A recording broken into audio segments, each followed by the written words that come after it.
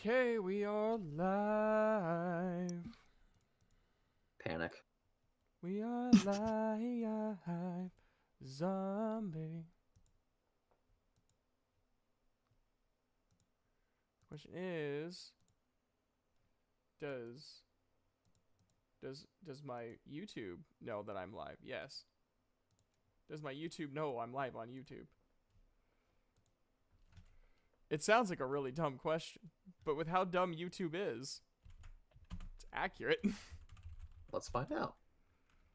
Yes.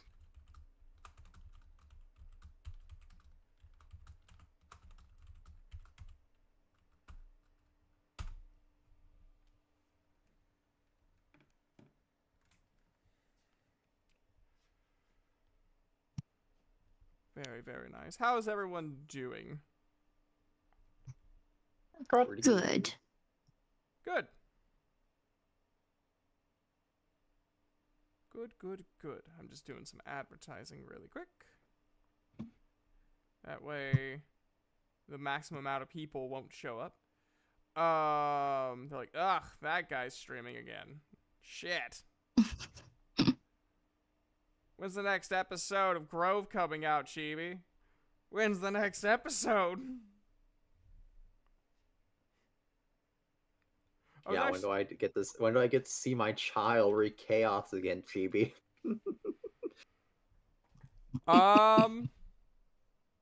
Once I'm done with the next set of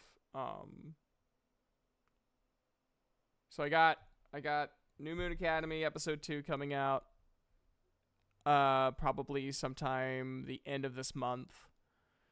Because these audiobooks are kicking my ass right now. And then I'll have New Moon Academy episode 3 come out for Christmas. And then I'll work on Grove episode 6.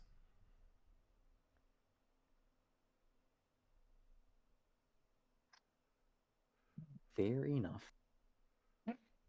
So I guess my phone doesn't like the word dungeons and try turning it into Funyuns and Dragons. Which I love Funyuns. I sure do love some Funyuns and Dragons. You mean Dungeons and Dragons? No. You staying on a dragon eating Funyuns? No. Wrong. Bitch, you thought.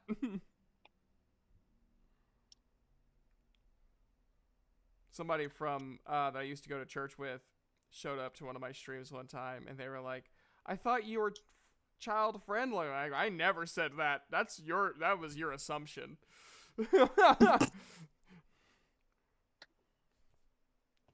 I'm like, sometimes situations just needs a really well placed fuck.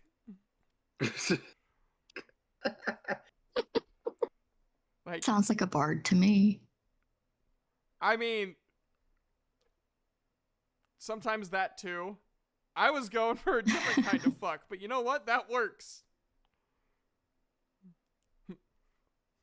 It's like, that's a bard's pickup line. Sometimes things just need a really well placed fuck. I'm looking at one. Oh.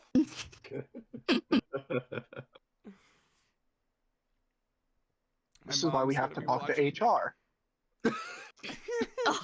Sir, you can't do that at FedEx. More like fuck X. Sir, you're fired. Sir, this is why we're under investigation. It was the CEO the whole time. Who would have thought?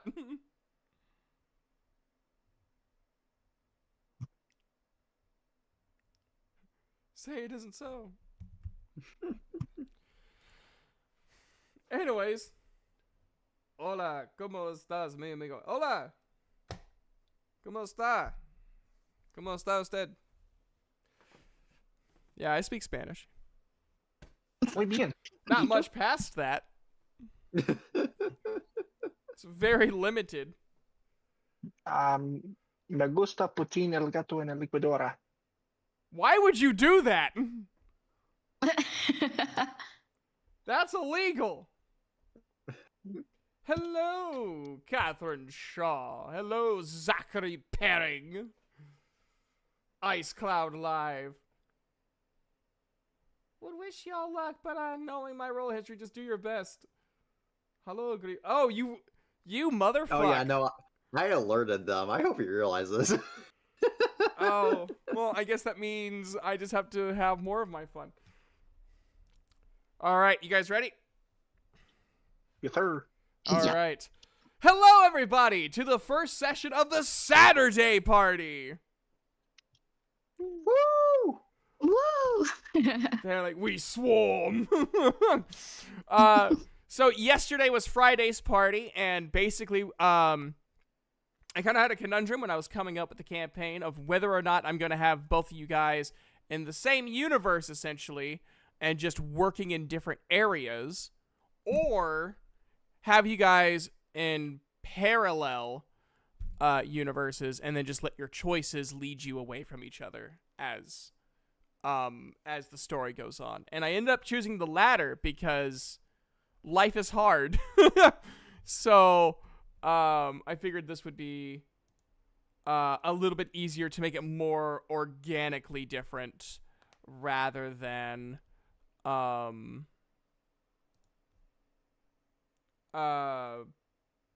me forcing it to be different from one another.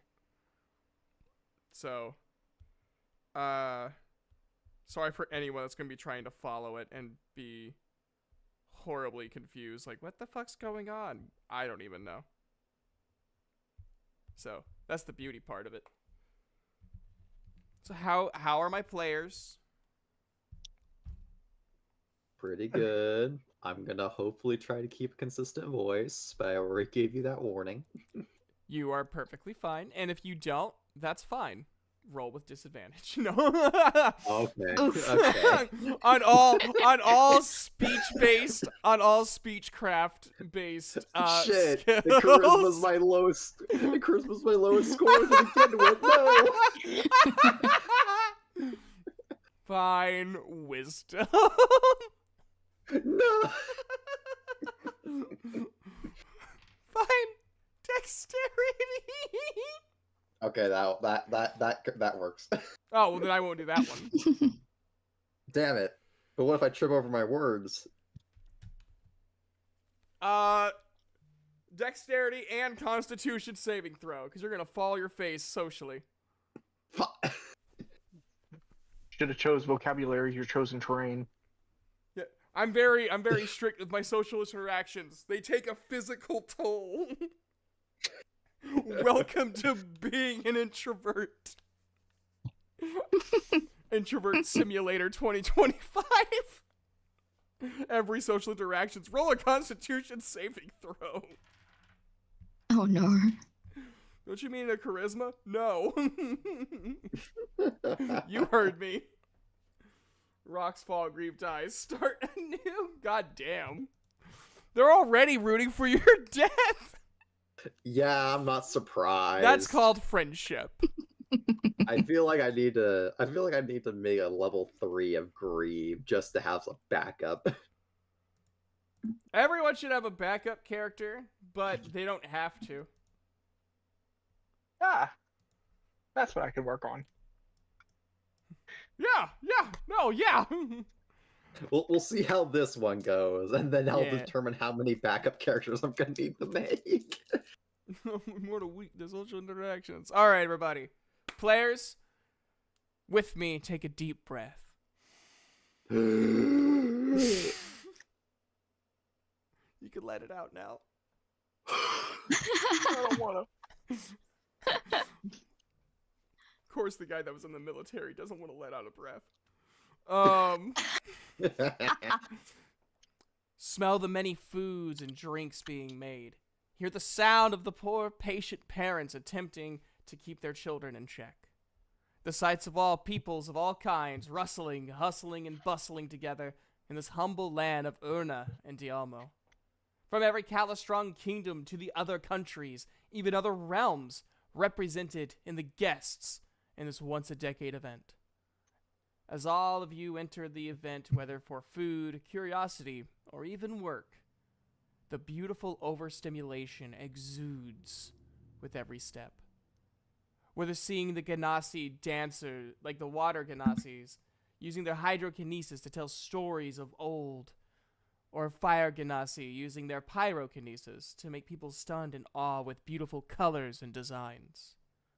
Maybe visitors to shop, admiring or confused at the items sold. Perhaps a bar-hopping drunkard in one of the 3 built taverns within the event, not including the inns within Erna's limits. Ladies and gentlemen and all those in between, welcome to the Festival of the Hero. I'm a writer. I'm a lawyer. If anyone knows where that's from, you should stop watching that kind of television. It's rotting your brain. A PSA from Dungeon Daddy Stevie. And yes, I am a surgeon. like a surgeon. All right. The D4 has decided number 2.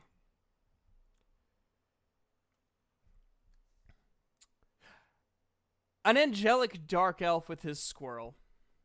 That seems like a start of a joke. Yet, here you are, doing anything and everything to search for that one person. You had found out the day of the festival and set forth from the wooded north to Erna to see what information you could find. Zyphos, please describe yourself. Oh, I got. And if I mispronounce your name, just correct me. That is correct. Okay, I wasn't for sure if it was Zyphos or Zephos. It's like, I'll just go with one.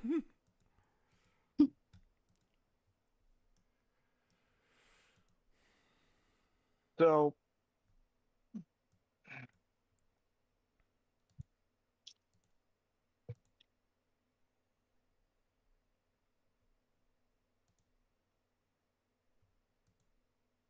Hello? 1 second. Yep, you're good. Take your time.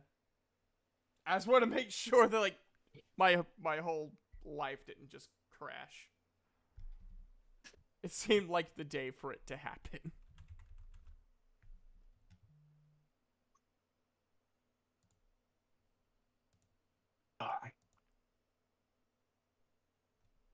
Zyphos is a dark elf who lived in the woods most of his life with his father. He's now on the search looking for someone that can help him tell him about his a little bit more about where he comes from and a little bit more about how his parents came to be together.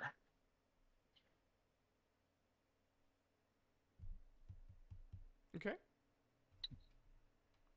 And what does your character look like? Fairly tall, darker skin with silver hair and kind of a silverish grayish eye color with a pet squirrel sitting on his shoulder and a few scars up and down his arms from fighting with different animals. Fantastic, fantastic. So you, as you enter into the festival, you are entering into the food sector. And, where did I put you? There you are. There you are again.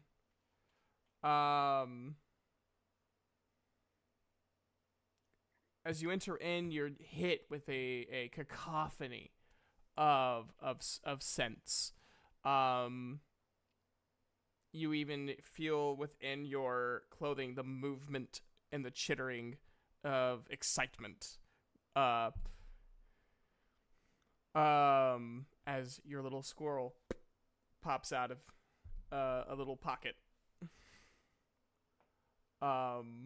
You see people dancing, bards playing. The lead is a seemingly middle-aged half-elf of high elf origin. All of the women swooning, but he is paying attention to none of them, which they are just loving more. You hear the various calls of, "Get your meat! Get your ramen! Please get by my food!" As everyone is trying to gather your attention, the new face within the crowd. What, pray tell, would you be looking for as the lead bard dies down his music and sits down in an outside tavern area? I walk around looking for someone who might be a little bit older and might have lived in the area for a little bit longer to potentially get some see if I can find somebody that would have some information on my parents. Okay. I'm gonna have you roll a investigation check. I feel like a perception check might be just a little bit too broad. Investigation.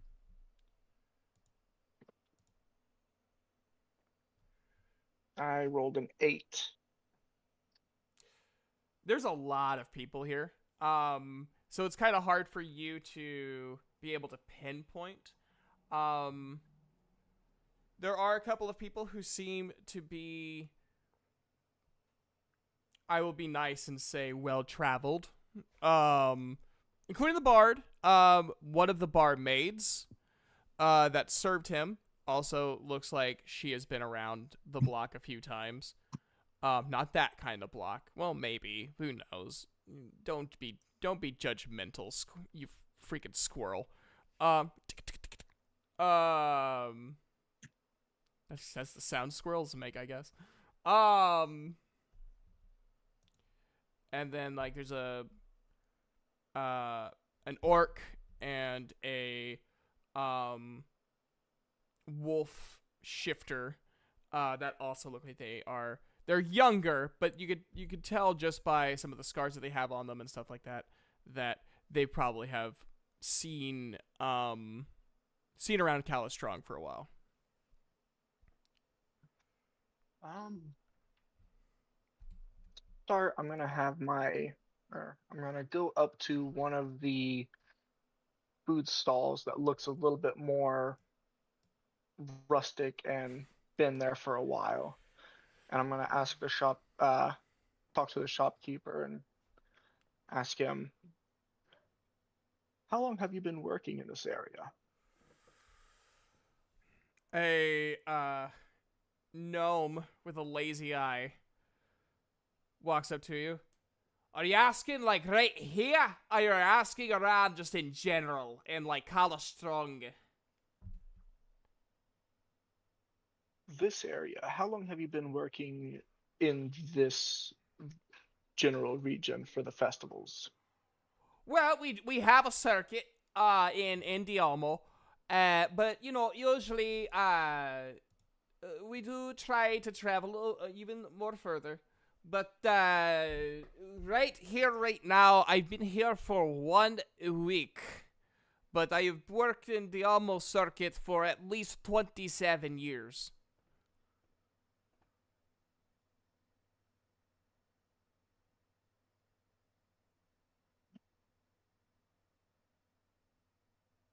You know who would potentially have been working in this area regularly over the festivals? You know, for the Festival of the Hero, I have been here for the previous 2. Before that would have been my father.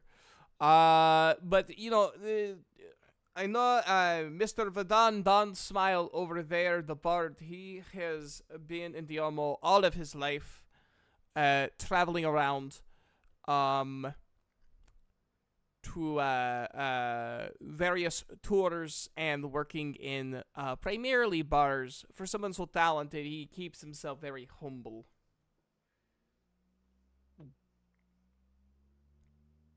Thank you for the information. No problem. Do you want the food? Oh, what all do you have to offer? Oh, yeah, we have various sausage links of various flavors. We also have roasted peanuts. That is it.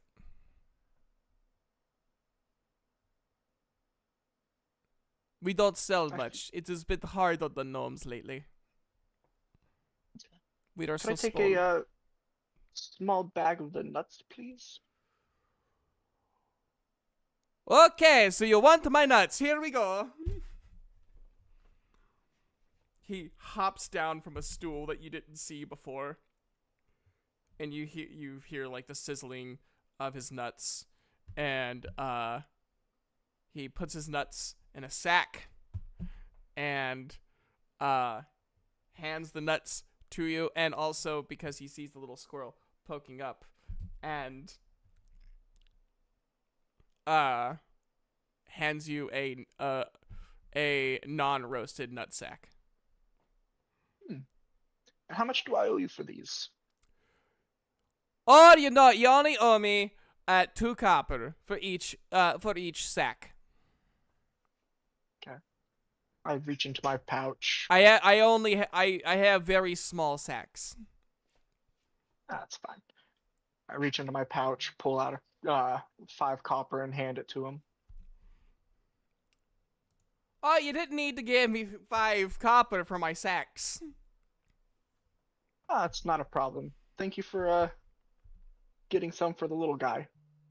I go through, reach into one of the unroasted sack and pull some out and set some in my hand so Squee can eat some of the nuts. Squee like crawls up your shirt, down your arm, and just. I used to have a pet squirrel as well, but he much bigger. He's one of those rare giant squirrels that you hear from the west. Seems like I'm gonna need to make my way out that way sometime to see one of those. Yes, just make sure you don't bring your little brother along if you have one. You will not have a little brother when you leave. Like they say, I don't need to run fast. I just need to run faster than the slower one. It has been hard on us gnomes. Chuckle a little bit and say, "All right, thank you for the information." I start heading over towards I did the not bar. know why you were laughing. It was a tragedy. I'm sorry. Just kind of awkwardly slink away. Why am I like this? It's been that kind of day. Okay. so you slink away. Squee looks at you and looks back at the gnome. And you can only tell that Squee looks mildly concerned and confused, as well as much as a squirrel can emote. It's okay, Squee. I may not take you around those big squirrels. I don't want to lose you.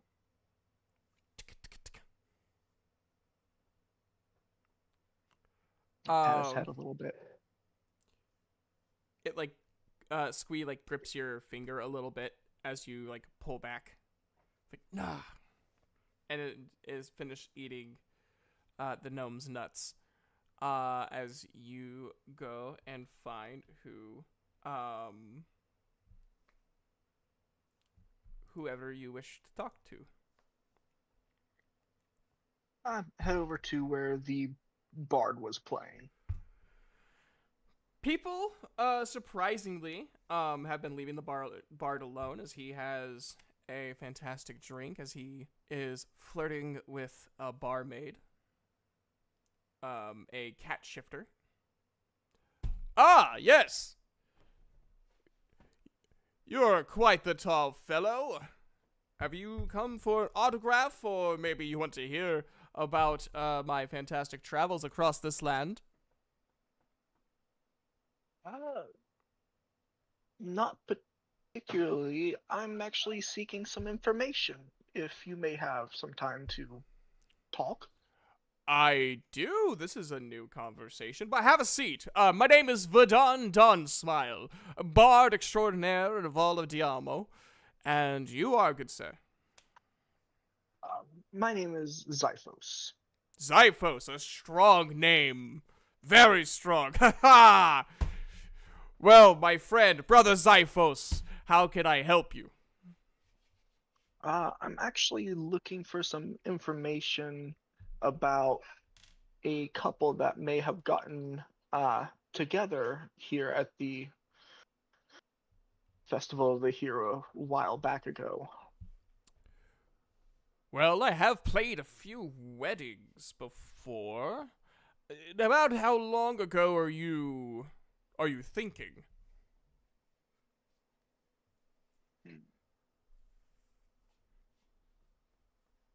Would have been close to 20 years ago, I believe.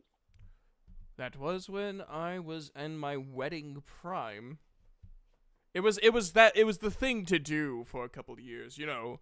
Bards, you know, weren't always flirting with barmaids and jamming it out, as it were. Most of the time, we were for ceremonies and various religious practices as well. And that year was a strong year for the god and goddess of marriage, Rowan and Miki. They were married here in Dialmo. I believe so. I Okay. reach down towards my chest and pull out a pendant and show it to the bard. This Oh. is from my father. Him and my mother had a matching set. He gently puts the pendant into his hand, letting you still hold onto the chain. That way, you know you have security of it. I see. This was from your father. Yes. I want you to roll for insight.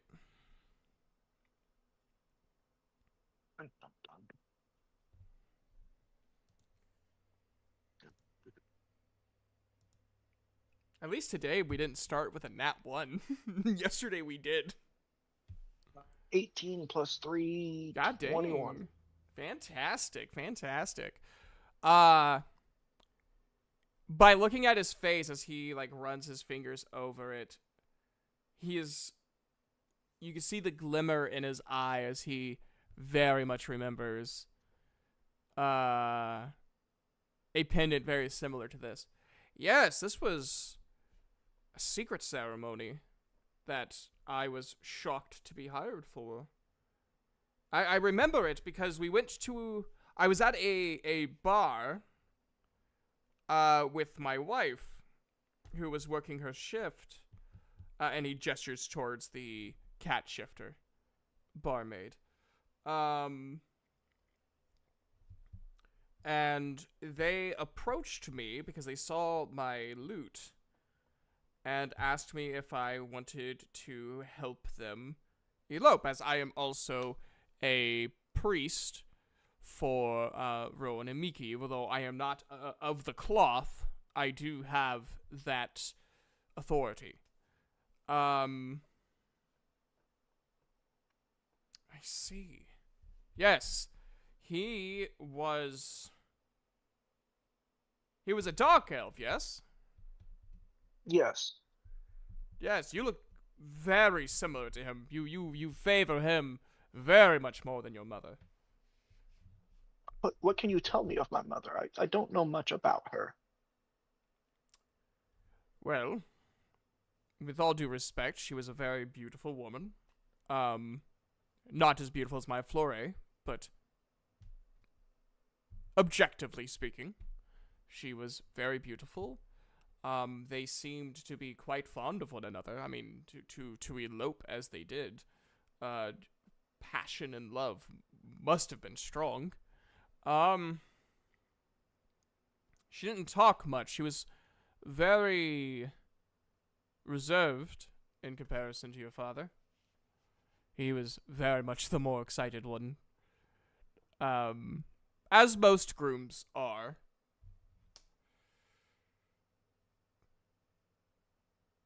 But they did seem very happy with one another. Did she pass away when you were young, or? That's what I was told when I was younger, that she passed away giving birth. But as my father was passing, he told me that she did not pass away and she had to leave us so we would be safe. So I now I'm see. trying to see if I could find her. Well, given her heritage, though, again, and he kind of looks like he's looking at the outline of your body. It is very odd. And he looks at your eyes just to see if there's any sort of anything that resembles her heritage. It's very rare to see someone of particular celestial lineage and not have any sort of anything from it. Celestial and infernal are naturally dominant traits. My mother was a celestial? Did your father never tell you? No. When I was young, I used to call them Angelkin, but their actual name are Asmars. They are people of celestial blood. Are you?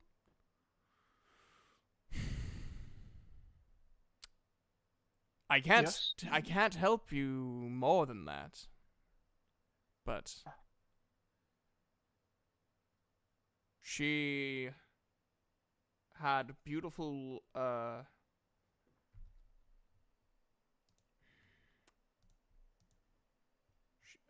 remember her eyes shined brighter than the sun. But it also made her harder even for me to read, who, my job is to decipher people's needs.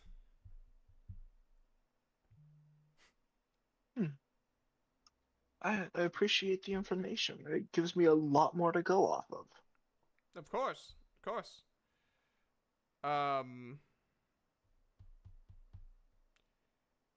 Is there anything else I can help you with, lad? Oh. I think for now, the information you've given me will be enough. I will try to find more people that may have some information. Fantastic. Please, just be safe. We both know that dark elves aren't necessarily the most enjoyed of the races, even though you all are very lovely people from what I have met. I wouldn't know too much. I was raised alone with my dad. Didn't deal with people a whole lot, so I'm not sure. Just be careful, son. And he pats you on the cheek real, very dad-like. I smile and kind of walk over to one of the tables, sit down, and think to myself for a little bit. Okay.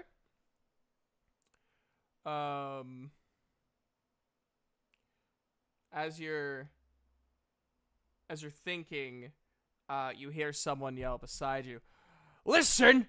Either you get me my nachos, or you get your fucking head bashed in.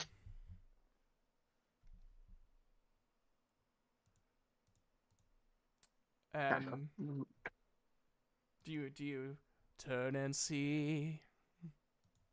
I turn to see what the commotion is. As you turn around, you see a man dressed in extravagant robes, face extremely rosy from drugs and alcohol. And behind him are two Asmar children, roped to him. Listen, do you not know who I am? I am part of Ornean royalty, and you will give me my nachos with extra cheese and jalapenos. Sir, this is an ice cream shop. No. I know you sell nachos here. Sir, it is an ice cream stall. We have the word ice cream on top. I know how to read. And you know how to make nachos.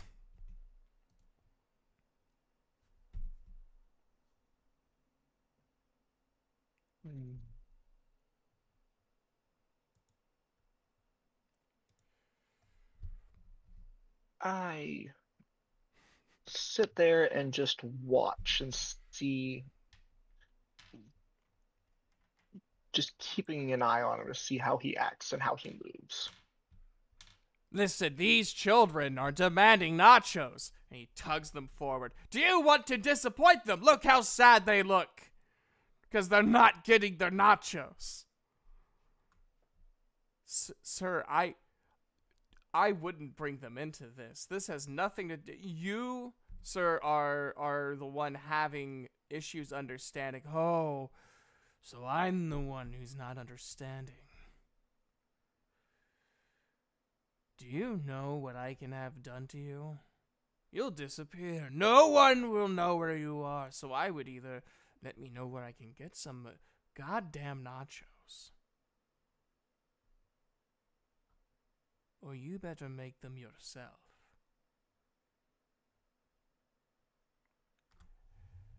And the person kind of gulps and says, "Yeah, yes, sir. Two stalls down." See, was that so hard? I tried to. Does that so hard? No, sir. Good. And he moves on to the two stalls. The two children just following along, looking at the poor ice cream person.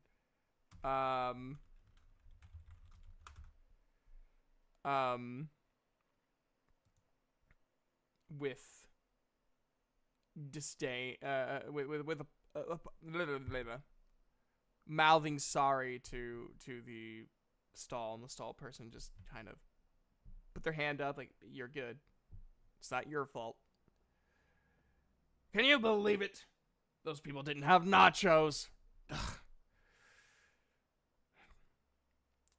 And he noticed that they're both looking. He's like, "Did I say you could apologize on my behalf?" "No, sir." "That's what I thought." And he turns to look at you. "And you, Dark Elf, what is your reason of staring?" Just making sure things didn't escalate. Nobody got hurt. "Oh, what would have you have done, peasantry?"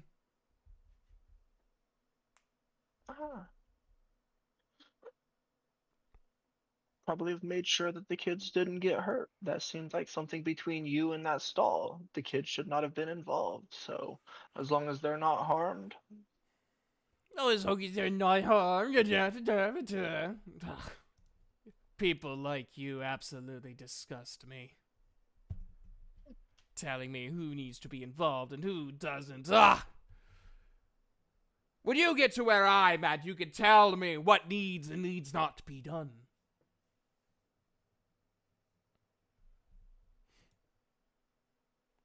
Kind of nod my head, like, so be it. He goes and orders his nachos aggressively. The nachos are served. He takes one bite and just flings them on the poor attendant.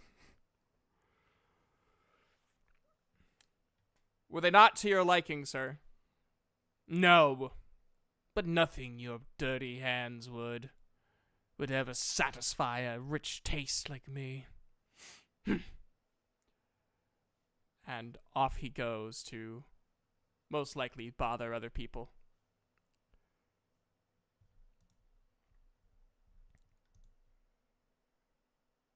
And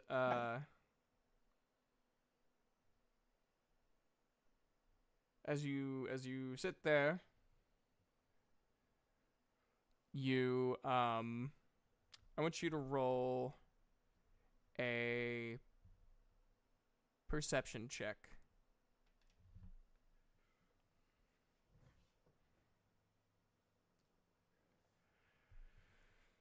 Well, 12. What would you see with a 12? What wouldn't you see with a 12 is the real question. Do you have a number for your passive perception? 5. It's okay if you don't. I can. Uh, I just want to know. passive Go on. passive perception, that'd be like the wisdom modifier, right? Or I think there's a number that says passive perception next to it.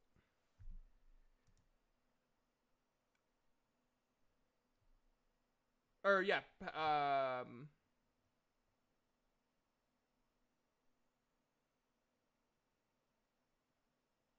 it's probably. What's your wisdom modifier? wisdom is +3, Okay, and what's your perception modifier? +5.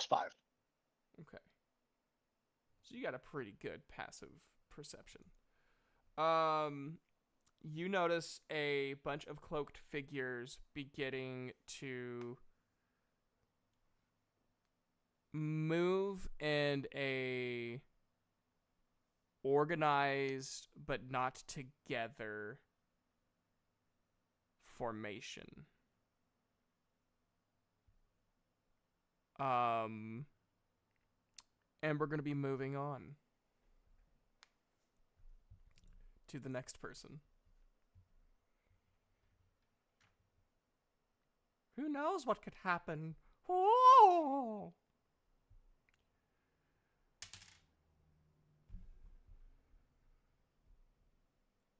Our next character.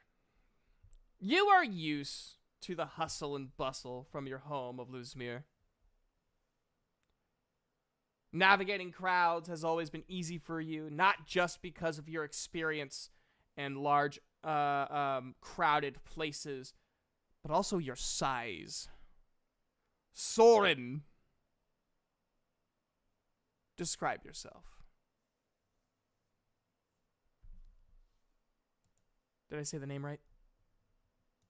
Well, Solon is what I thought of it. Oh, Solon. Yeah. He doesn't really care, so you can call him whatever you want. I think I just misspelled his name because I'm dumb. That's fine. Solon is a very tall, going up to 6'6", and very large, half elf, half orc. He has brownish hair, sort of olive-ish gray skin, and generally pretty mean looking, covered in scars, just because of all of the fights that he's been in since he was a kid. Mm-hmm. Fantastic. Thank you. Thank you.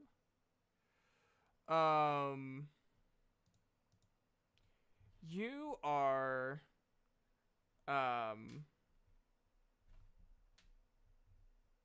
you walked in towards the where the pond of the hero is. So like you're by like the threshold of the gate, and probably about 3 or 4 feet from you is the I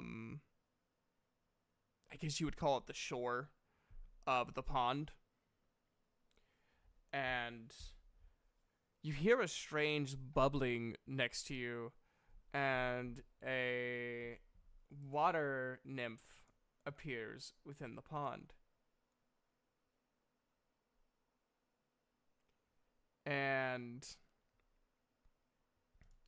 she goes, "Ah, you definitely stand above the other mortals that have walked by my pond today."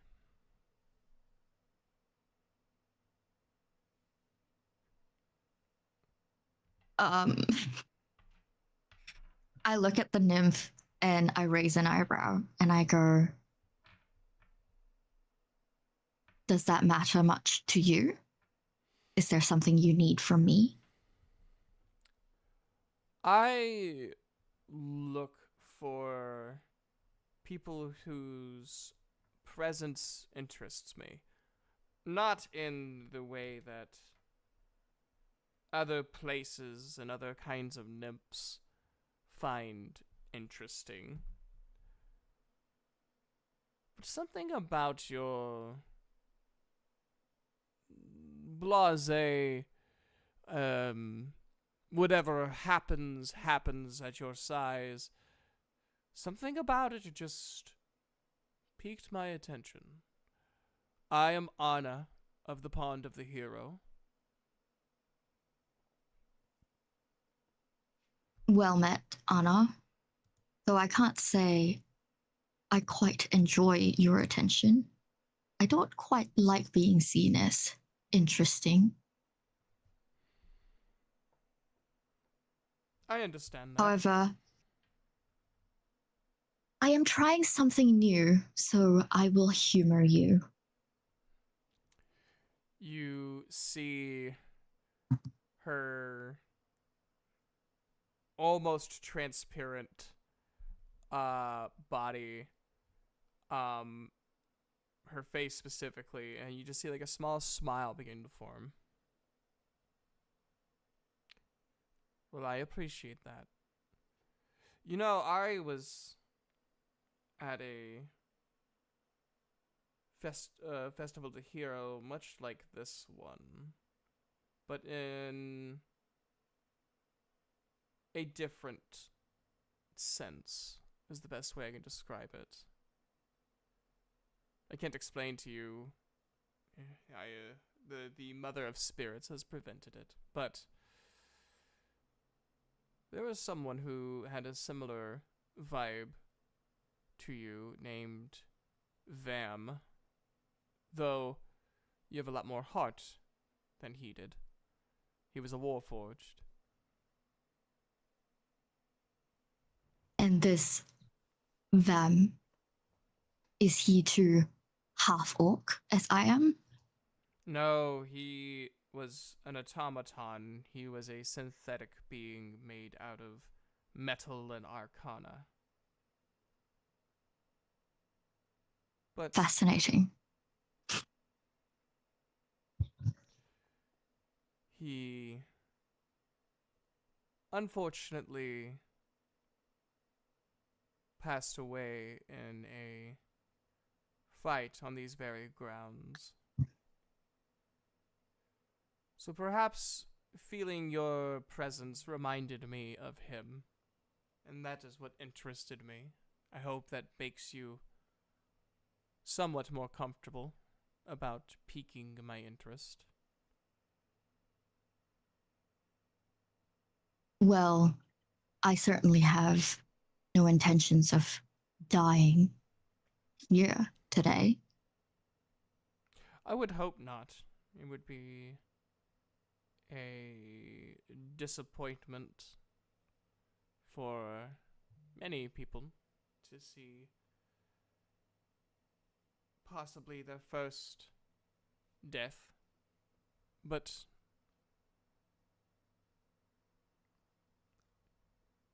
I imagine, much like Fam,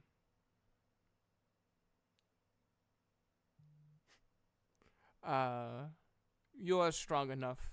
You would take an army to take you down like it did him. And she holds out her hand in a handshake, not in like a, oh, touch my hand, Romeo kind of way, like in a more, well-met kind of way. Well, I have wasted enough of your time. Enjoy the festival. I look at her hand, a little bewildered that she would reach out first, and cautiously shake it, a little concerned about hurting her because of how much smaller she looks. Thank you for the chat. Of course. The feel of her hand, the best way I can describe it is the feeling of your hands under a faucet, like a running faucet, but in a contained, like, shape. Like there's a current always flowing through her.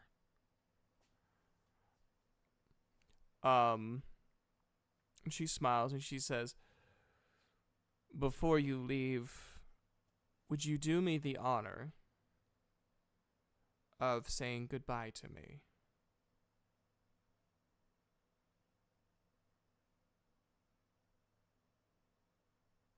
And what would the purpose of it be for me to say goodbye? I would reward you. Not Just but I also am very selfish, and you remind me a lot of this fam, and it would be nice for someone of similar presence to say goodbye. Very well. What was her name again? Sorry. Anna. Onna. Anna. Oh, Anna. Very well, Anna. Well met. Goodbye. And I do hope that perhaps you will think well of me and of them as well in the future. I appreciate it. And you just see her slowly, like, melt back into the pond. Just... because that's the sound of water makes, I guess. This is why I'm a voice actor and not a Foley artist. There we go. It's like the Family Guy bit of the European, like, the cow makes skawoosh. Where does a cow sound like that?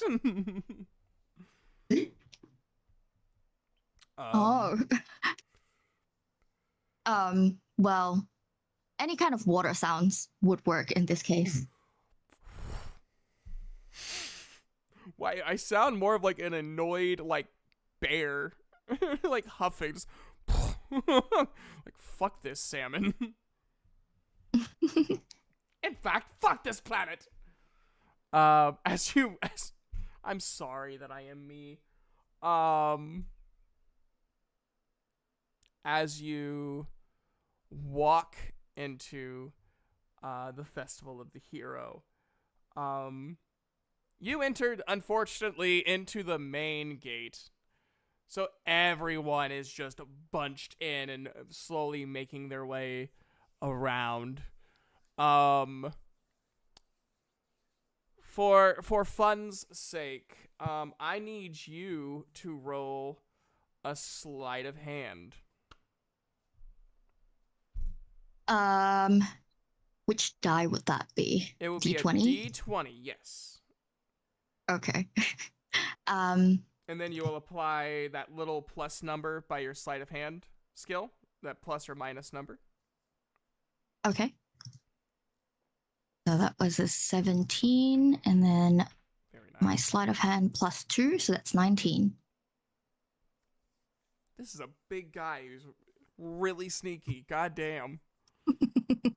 Good for him. I'm like half his size, and I would be stumbling like a madman. So that's a 19. You are just somehow able to just gently... Have you ever seen like clips of like Assassin's Creed 1, especially like whenever you're like going through a crowd and you're just like not like shoving them away, but just like almost Tai Chi pushing your way through people?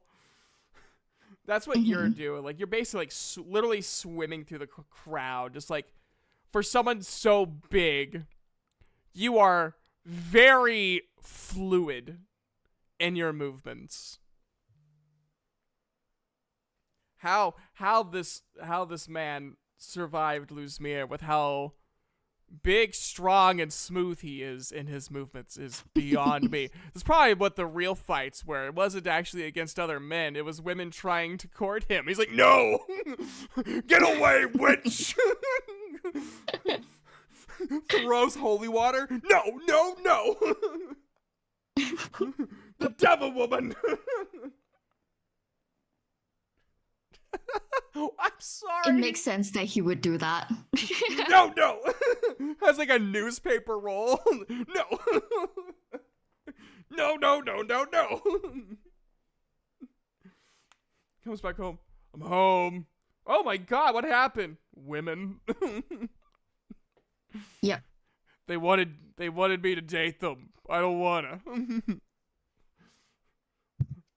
Anyways, very fluid movements all through the crowd. You make it towards the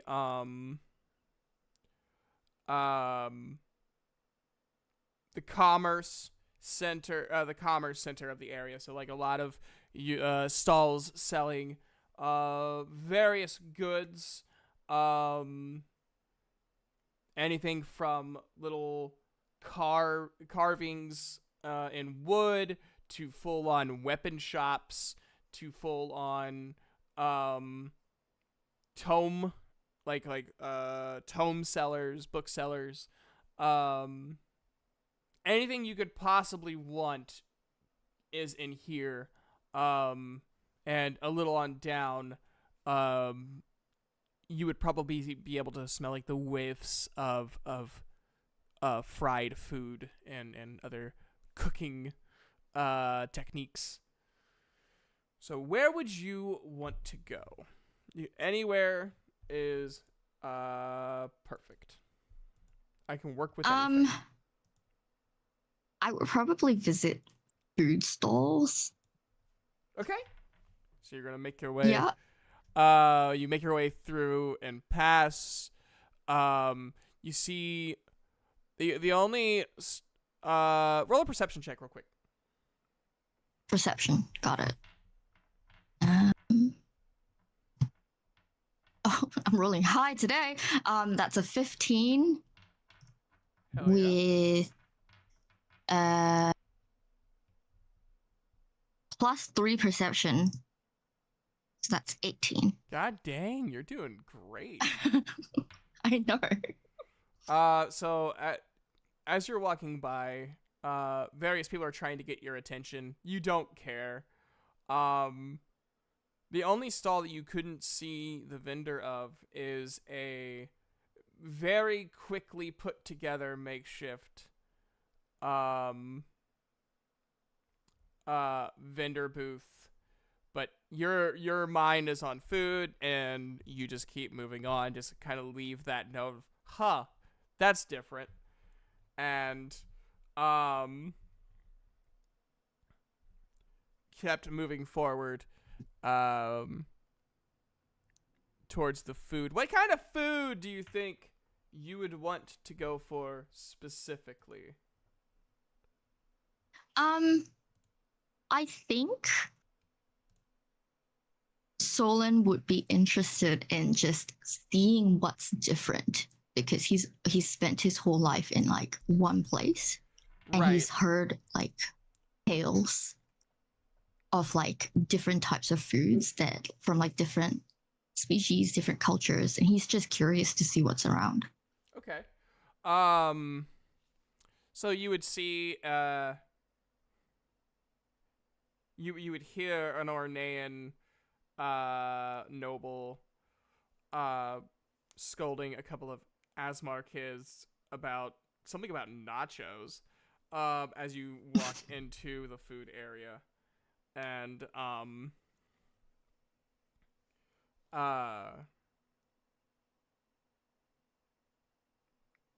but you would hear people talking about ramen.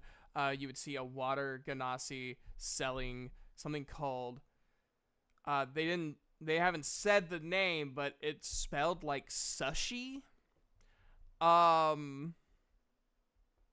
SUSHI sushi. Very sus. Very sus e. He. And then various like roasted bowls, and fried foods, fried pastries, and even like fried ice cream. You would also pass a poor human male, his tiefling wife, cleaning cheese off of his face. He looked so tired. So it's very much of a pick what you want situation. Sushi. You want some sushi? I Okay. want some sushi.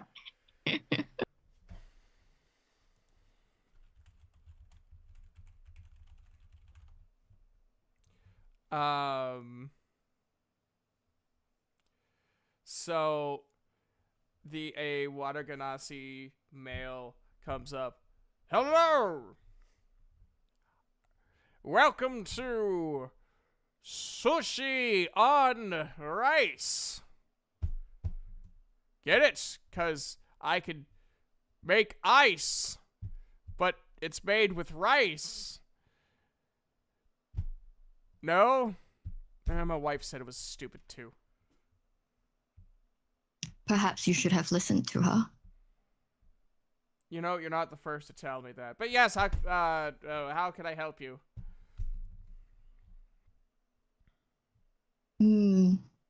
Give me one of your most popular. I am curious to see what this sushi tastes like. Don't look at me looking up popular things of sushi, because I don't eat sushi that often. Popular kinds of The Calastrong sushi. roll. The Calastrong roll. California roll is one of the popular ones, yeah. Well, our most common ones are the Calastrong roll, the spicy Calastrong roll, and the dragon roll. We make Does the dragon roll contain dragon? Due to dragons being more sentient than most animals, that was deemed illegal about a year ago. Before, yes.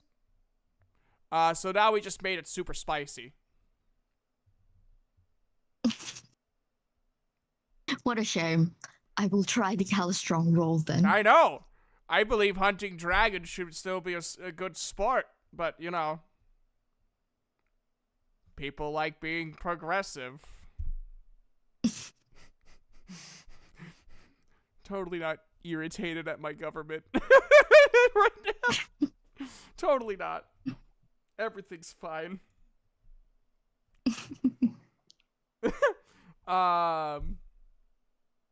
So wait, which one was you getting? I was too busy making jokes. Calastrong roll. That's Well, fine. all right, how many Calastrong rolls do you want? He holds up one that's not very big. How many are you feeling?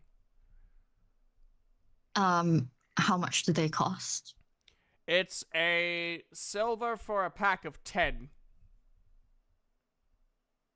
I will get a pack of 10 then. Perfect. Gets it all together. Here you go. One sushi on rice coming up. No? Didn't work the second time? I do not see how that is supposed to be a joke. It's a pun. It's a play on words. Instead, like, there's productions on ice, and, like, they would be like, oh, it's this production on ice. And it's this food on rice. Solon just stares at him. Because there's rice. You know, mate, here's your silver back. I feel like I've wasted enough of your time trying to explain my humor. It is fine. You may keep the silver, S. Okay. This is a trade. However, perhaps you should rethink your jokes. I should rethink a lot of things. There's just another one to add to the list. Welcome to corporate Calastrong. It's like Mad Men, but but in high fantasy. Our dragon rolls don't contain dragon. They're roasted. I'm not a huge fan of the Madman show. But anyways, you have your wonderful sushi rolls, and you sit down, nom on them. I'm gonna have you roll for another perception check. I know, I'm sorry I have you guys roll for so much insight and perception. Oof. Big oof. Okay, that's a 3. So it was +2, +3, so that's a 6. It's not great. Uh-oh. So, unfortunately for you, we're moving on to the next one. Who knows what could happen? Actually, before we move on, I'm gonna have you roll a dexterity saving throw.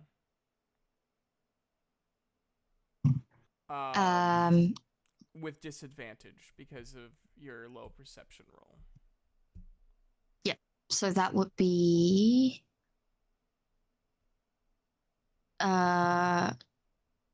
was it it's still the D20? It is still the D20. You're going to roll it twice, and then you're going to take the lowest number. Mm-hmm.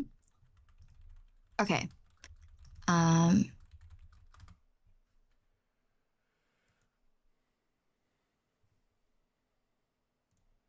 Oof. Lowest number is 6. Okay. Cool. We're gonna move on. We'll find out what that number means when we come back. Uh-oh. Boy, I wonder who our next person is. Who could it be? I'm in suspense to find out. Yeah. Well, our next person is business as usual, right? You sit in your well put together, but very quickly put together stall. It is stable, and you did it ignoring the offers of help. You have actually had reasonable success thus far, selling your discovered wares. As someone is approaching your counter, Sikav, please describe yourself. All right. So Sakov is a kobold, a blue kobold, standing about 2'6" in height. Really, really scrawny, but kind of has a bit. Actually, he pretty much only has muscle to him. He's very scrawny otherwise. He's just standing here in the stall behind his little stall counter on a very tall stool that's taller than him. He had to really climb up there to get up there, and he's standing on that just to be eye level with everybody. On his stall is yeah. On his stall there's an assortment of just varying items. There's a couple of vases off to the side, spread out across the table itself. There's some long swords, short swords, daggers.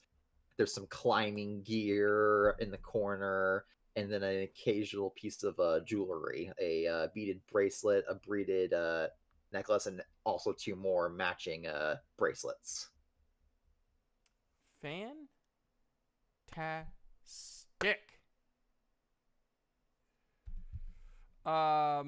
Also, can you send me your shopping list? For whatever reason, I can't find it in my Google Drive. Yeah, it's on the same sheet as my inventory. Is it? I put it all there just to be easy all in one place. I'll send it to you. Thank you.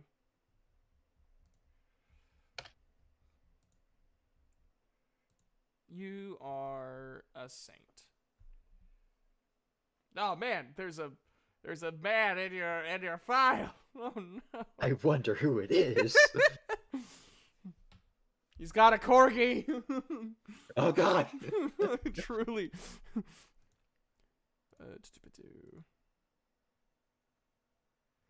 Awesome. Thank you.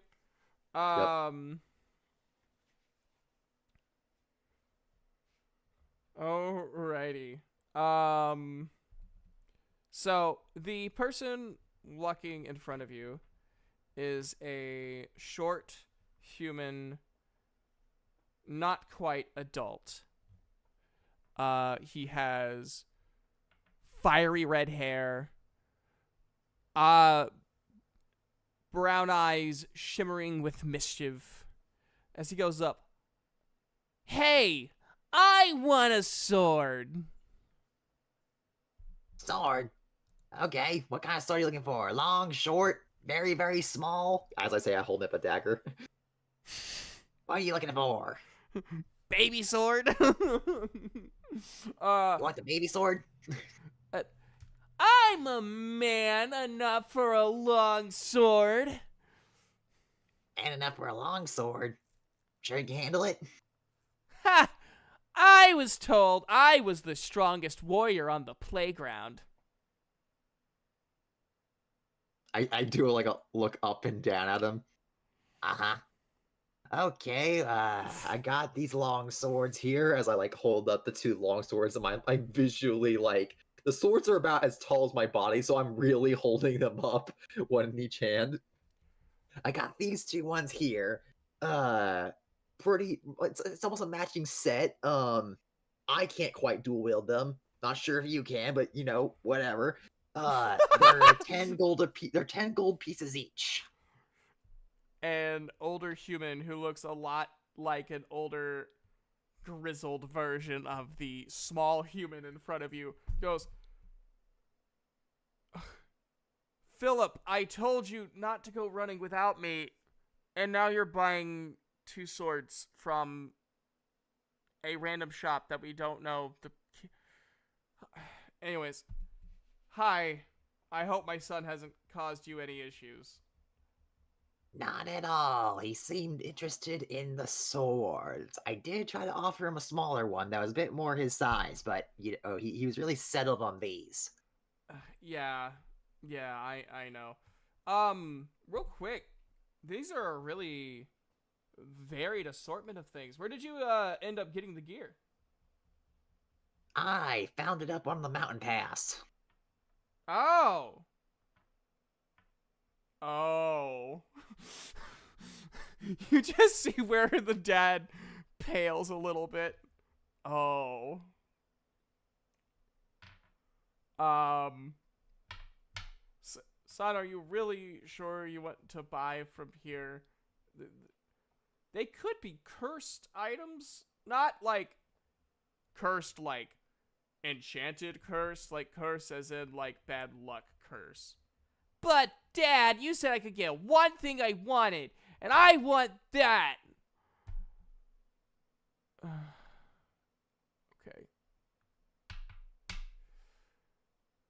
We're only getting one.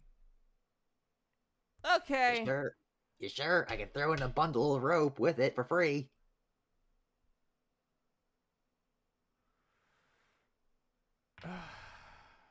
We do need some rope. Fine, I'll take the 2 swords and the rope. All right, you want the long sword or the short sword? We'll take a long and a short. A long and a short. Alrighty. So your total's gonna be 15 gold pieces. 15. Okay. It's for the son. It's for your son. It'll make him happy. He'll shut up for a while. All right, 15 gold. And he puts the gold onto the counter. 15 gold. I take the swords and the rope bundle. I wrap the rope around the sword really quickly and hand it to him. That was really impressive, actually. I'm kind of glad I got to see that. Yeah. I might not be the strongest kobold out there, but I am definitely among the nimbler. I mean, I'd say that was really impressive. Thank you for. Well, son, I think you had a good eye to come here. I will tell my my fellow friends about your wonderful stall of various goods. Thank you. And if you know anybody who wants these necklaces or these vases, turn them my way. For some reason, they aren't really selling. You know, I might know a guy that makes poor decisions. Ah, perfect. Send him down this way. And they leave very happily. Even though the guy is still looking at the sword and short sword, kind of pale, knowing that it was probably someone else's at some point. It was definitely someone else at some point, but we're not going to talk about that. A woman comes in, a high elf woman with very beautiful pearls around her neck, a long, extravagant and very ornate designed dress comes in. Oh, hello! I am looking for something to set me apart from the rest of the drivel that is here. Do you have any jewelry or anything like that? Well, I have this beaded necklace or this matching set of bracelets right here. Or if you just want the one, I got this one beaded bracelet here.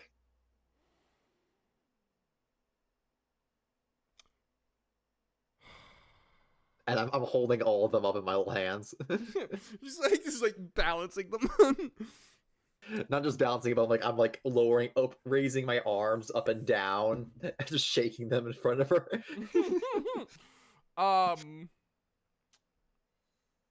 So she looks at the lone beaded bracelet. And she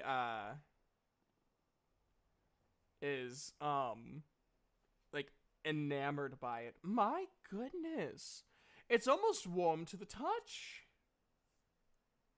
That it is. It's probably because they're set so close to the lantern. You know what? That makes perfect sense. But you know what? The warmth it gave me in my grasp, I just... Well, it reminds me of my ex-husband. Oh, he was murdered. Oh, absolutely tragic. Anyways, I believe I will take this wonderful bracelet. All right, that'll be 25 gold pieces. Oh, what a steal! Oh, I would have given you 50, but 25 is great before you have the chance to change your mind. Lays the 25 gold. Perfect! Ah! Absolutely you. perfect. Thank you. No takebacks. Come again. As she's leaving, you're hearing, "All right, get her now!" And you see these two bandits walking up. And she's already had like the bracelet on. And one of them is holding her hostage with a scimitar, and the other one comes to you. "Give me all the fucking gold." Now, gentlemen, let's be reasonable. Roll a persuasion check. 6. You know what's fucking reasonable? Giving me your fucking gold, or else you die. And he grips your throat and starts lifting you up. All right, it's enough, brother. Help now! All of a sudden, the desk, the counter, shatters as a Drake comes on and grabs the guy's arm and is starting to drag him out of the tent and towards the food court area. And the guy that's holding the woman hostage is holding on to the bracelet you gave her. And now I'm gonna ask you, because Sakov has been holding this bracelet. Does Sakov know what this bracelet does? He does not know what the bracelet does. He just knows that it was vaguely magical to some degree. So you know what's about to happen, yes? Out of character, I know. Yeah, well, yeah, I was asking Maniac. I wasn't asking Sakov. Are you approving of Oh this? yes, I signed up for this shit. So, while the guy was distracted at the what was going on with his partner being dragged away by what seemingly appearing to be a magically appearing Drake, the woman tries to pull back to try to get her bracelet out of his grasp. It breaks. What happens next? People are in the future would still be questioning how this happened. When the bracelet broke, each bead turned into a firefly and began moving away from each other. Sakov, would you be so kind as to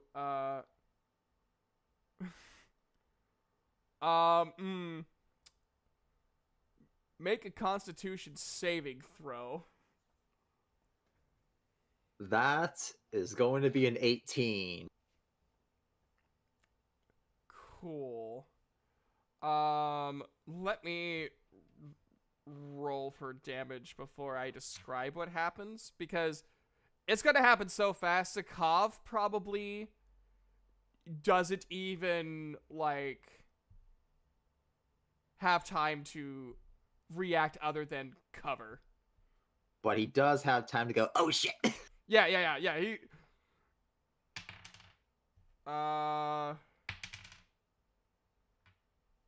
So Sakov only... luckily, Sakov is undercover well enough, he only takes 2 points of damage. So you all might be wondering in the audience that's not around Sakov, what the fuck happened? So as these fireflies began swarming around, only one firefly stayed by the woman and the bandit. The rest of them spread about 15 feet away from the epicenter, right? And exploded.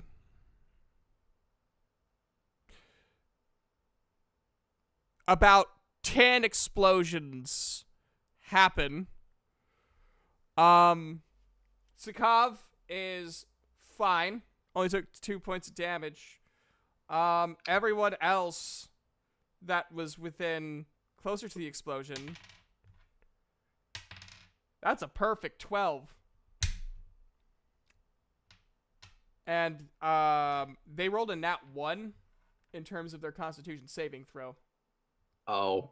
A Wait, lot was of- that was that the woman or the bandit?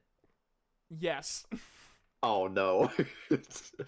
And anyone else that was within the other explosions. Yeah. Good thing no one knows you sold it to her. You're just, to be honest, they not that I'm showing what happens in the future, but if there's any like report on this in any of like the news papers or whatever, most likely the bandits are going to be blamed for these explosions. So you look up and there's just piles of ashes in front of you, and your stall is pretty heavily singed. Can I look to see if any of my wares survive to any degree? Let me roll. High or low? Low is 1 to 10. 11 to 20 is high. Hi. They all survived. Let's go. They're like a little scorched. Something like, especially if they're like made of. It's okay. The vases were already charred to begin with. They're just even more charred. Well, at least the black's now covering all of it. They won't know how good it looks. It's like a prize inside of a cereal box. So, are you gonna try to continue running your business, or? I am going to take my 100 feet of rope that I had there that I was going to sell, wrap it all up around my item, and start trying to drag it out of the... Now, what... You said we were in a tent, right? Yeah. I'm gonna drag it out of the burning tent and look and see where the hell my Drake dragged the poor bastard out to. They are like almost to the food area. I need to wait up.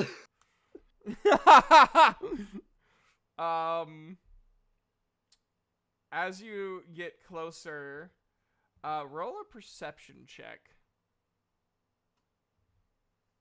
That is a 12. Okay.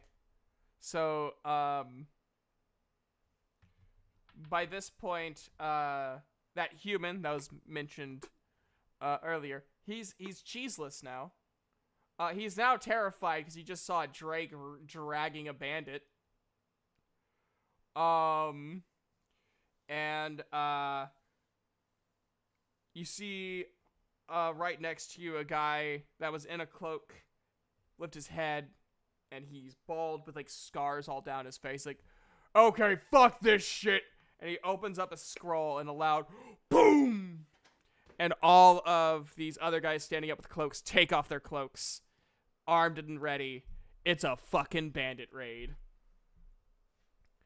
Everybody? Well, shit. Everybody. Solid. Zyphos. Sikov. Roll for initiative.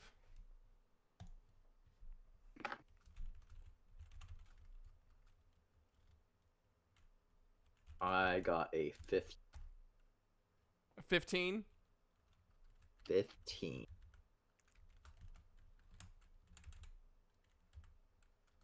I got an 8. Yay.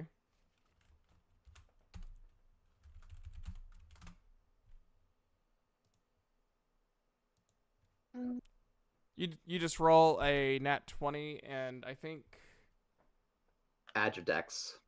yeah.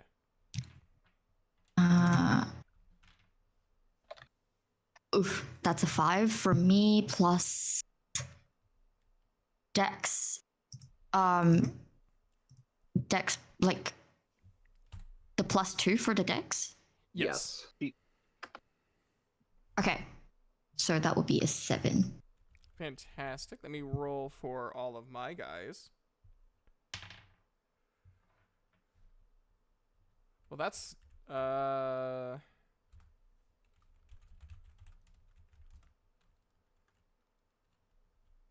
I have a +2 initiative in my character sheet. Does that count?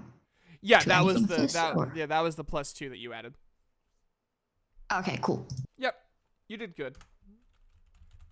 Yeah, initiative and dex are the same number unless you have a feature that tells you otherwise. Okay, got it. I better not get a third 6 or else I'm really going to be sad. I've rolled 2 in a row. Okay, good. I'll take a 3.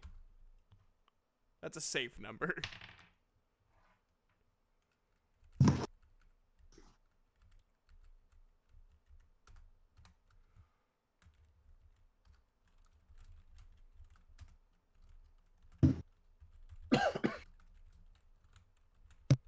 Okay. Ooh, shit. Sakov got tied for first. In initiative. Which just, I mean, I'm one of those people, if an NPC ties a player, I always have the player win. I'm not gonna be that much of a jackass.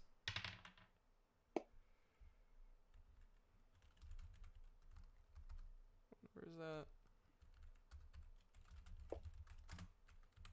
And also, Maniac, you'll laugh at this, and so will everyone else. I've been looking at 6 and 9s wrong this whole time. Uh-huh. I've been thinking the dot goes at the top of the number, and then someone's like, no, it's like a period. And I'm like, that makes so much sense when you put it that way. Oh my god. So, who knows how many different roles I would have had in the past if I, was smart. Not that I would win any, but I'd be closer. That's your guys' friend right there. And director for some. He could write one hell of a story, but he doesn't know the difference between a 6 and a 9. We all have our crosses to bear.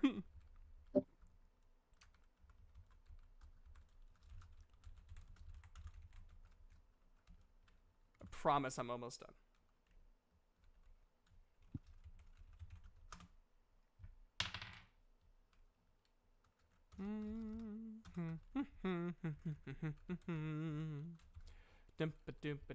Doom.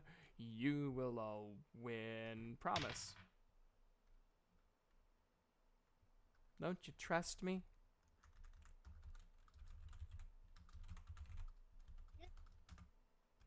Thank you. Thank you for that one. Yeah. Sure, buddy. All right. Sakov, it is your turn. Okay. So I see all the bandits start to come out of their cover. I'm like, well, shit. And I look down at my wares that I'm dragging behind me.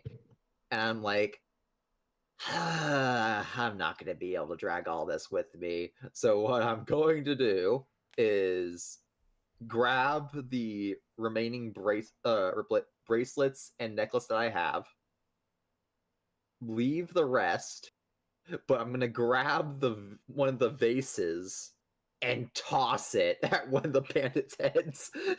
Okay. There's a bandit captain wielding 2 long swords and one other bandit next to him with a single longsword. Call me crazy, but I'm going for the one that doesn't look like he can kick my ass as easily. Call So me I crazy. throw at the one. I throw at one at the guy with the one sword. Cool. Give me a roll to hit. Quick question though, what time of day is it right now? I would say the sun is pretty close to setting. It's like dusk. Okay, so sunlight sensitivity wouldn't really play much of a part here, would it? No, not at all. You're good. Got ya. Okay. Then in that case, this is gonna be an 18 of me throwing a vase at their head. Oh my god. Damn. That would Also, definitely hang on. hit. Hang on. Oh, of course it's that one. So yeah, presumably when it hits him in the head, it breaks, right? Yes. Okay. When it breaks, 25 gold pieces just scatter all over the place. Oh no! There was money in that! There was so much money! I forgot that there was one in there! No, no! You know what? Let me roll for something to make it worth your while, though. Okay. I'm giving this guy a dexterity saving throw.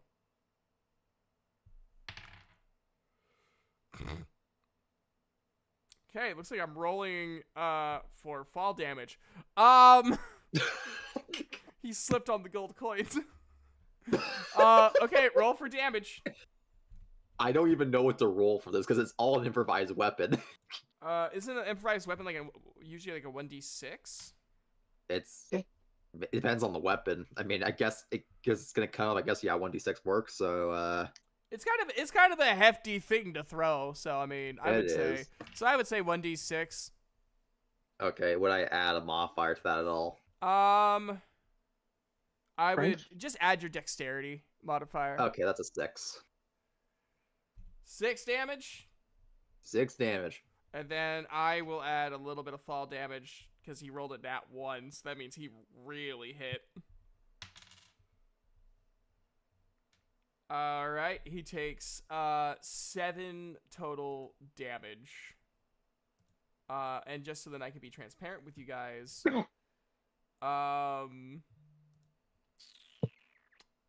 they only have 12 health. So this guy lost more than half his health in the very first turn. So you like chuck this out, it breaks on impact like the back of his head. And like dazed, he goes to turn around, he overshoots it, slips on the gold coins that are out underneath his feet, and hits his head on one of the benches and breaks the wood. We're starting off strong, everybody. We are starting off strong. Some might say Calastrong. Roll, just for funsies, because your lovely brother is dragging one. Roll for bite damage. Just for bite damage. Okay, that's another d6. And then I'm also gonna roll and a that's d6. 8 damage. Very nice. And I'm also going to roll to see how much damage he got by being dragged.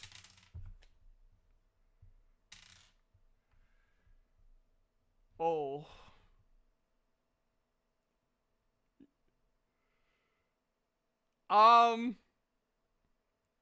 He's dead, isn't he? Like even, because you said 8 damage, right? Yep. I rolled a 4. Cool. So you guys are already down 1 enemy. because of the this is like this is like fucking in yesterday's fight where Seraphina like fucking murdered one like immediately. So this is turning out pretty similarly, except instead of a bar fight, it's just outside completely. All right. Who is next? So people are running around. The area is pretty clear except for you guys and the bandits.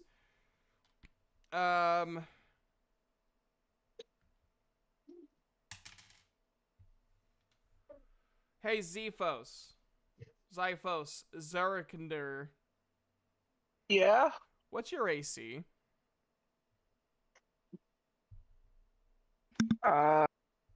15. So, one of the bandits that you saw starting to make a formation runs at you and thrusts a sword at you. You easily dodge it, but he's smiling at you. He's ready to kill you. But he did miss. So, good on you, man. You should feel proud of yourself. Yeah.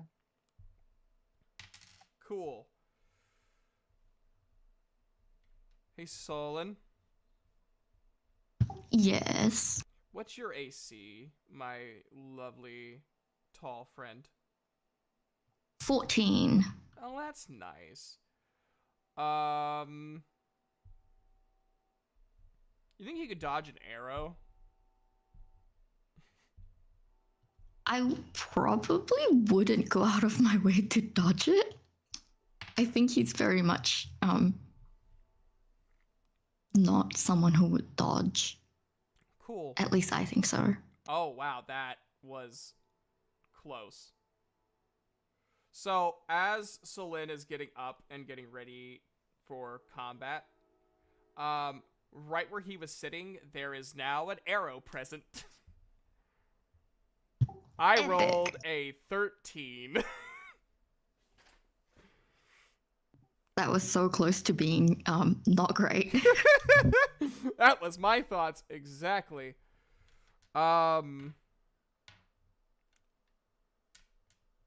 So you might be wondering about that whole dexterity saving throw that you did. Yeah. So there was a thief attempting to try to kill you. He is right there.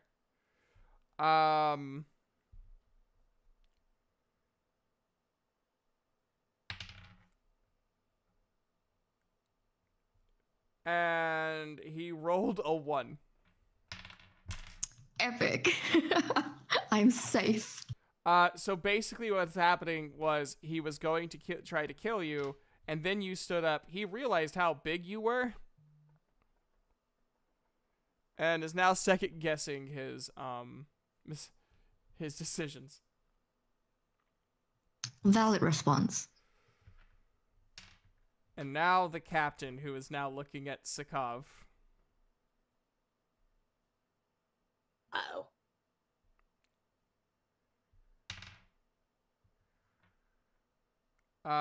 Okay. What's your AC? 16. The captain, in all of his rage, turns around and charges at you. You dodge both hits with both of his twin longswords. You little shit! You could take someone's eye out with that. I'm gonna take your head!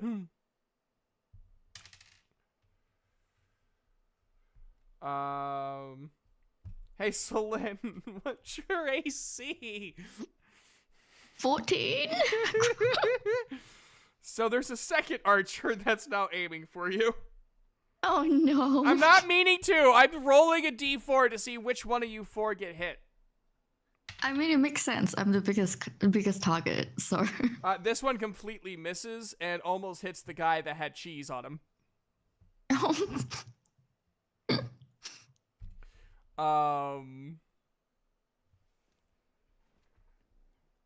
Zyphos, it is your turn.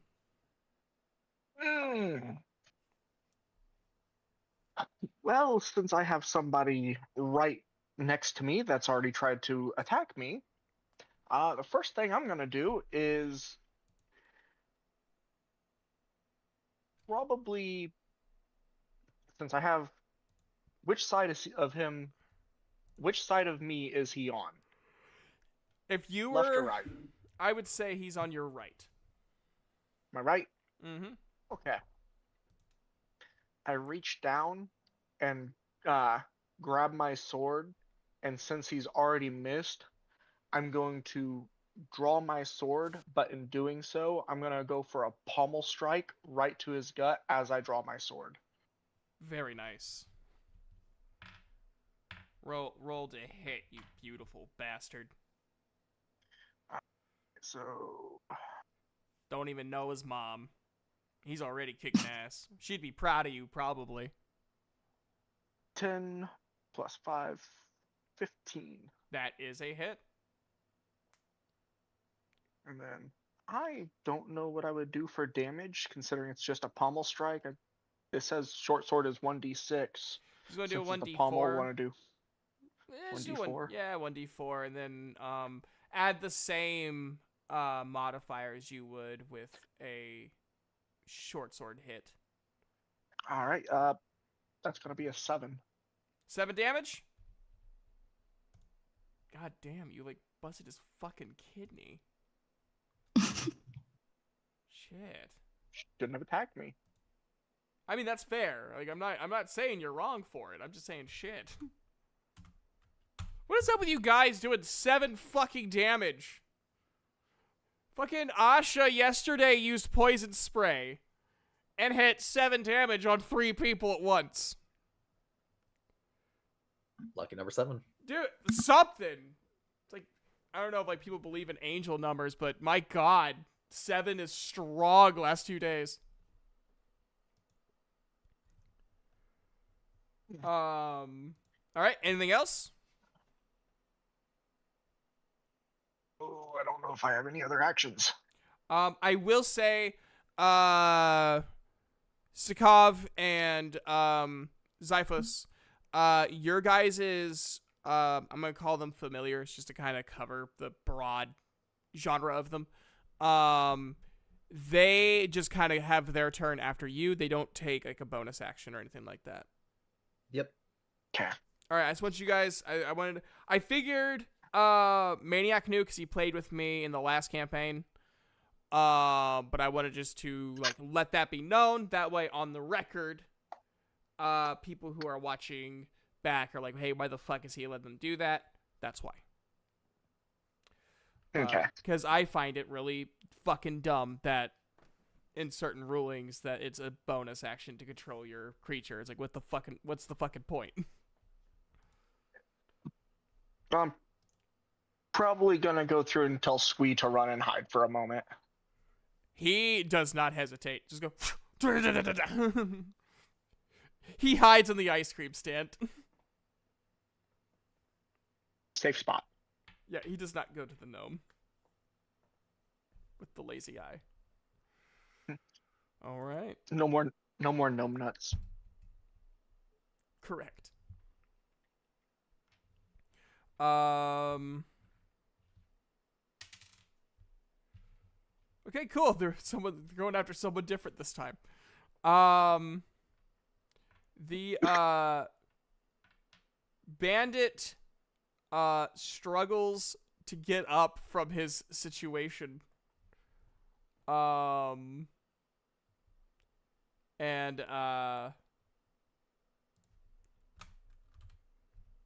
he does end up standing up, and he is really pissed, even going as far as to switch to his crossbow. Oh, fuck. However, that was his action and bonus action. So, Celine, it's your turn. You can kick butt now. Yay, finally. There's the thief in front of you that is terrified of you. There is, the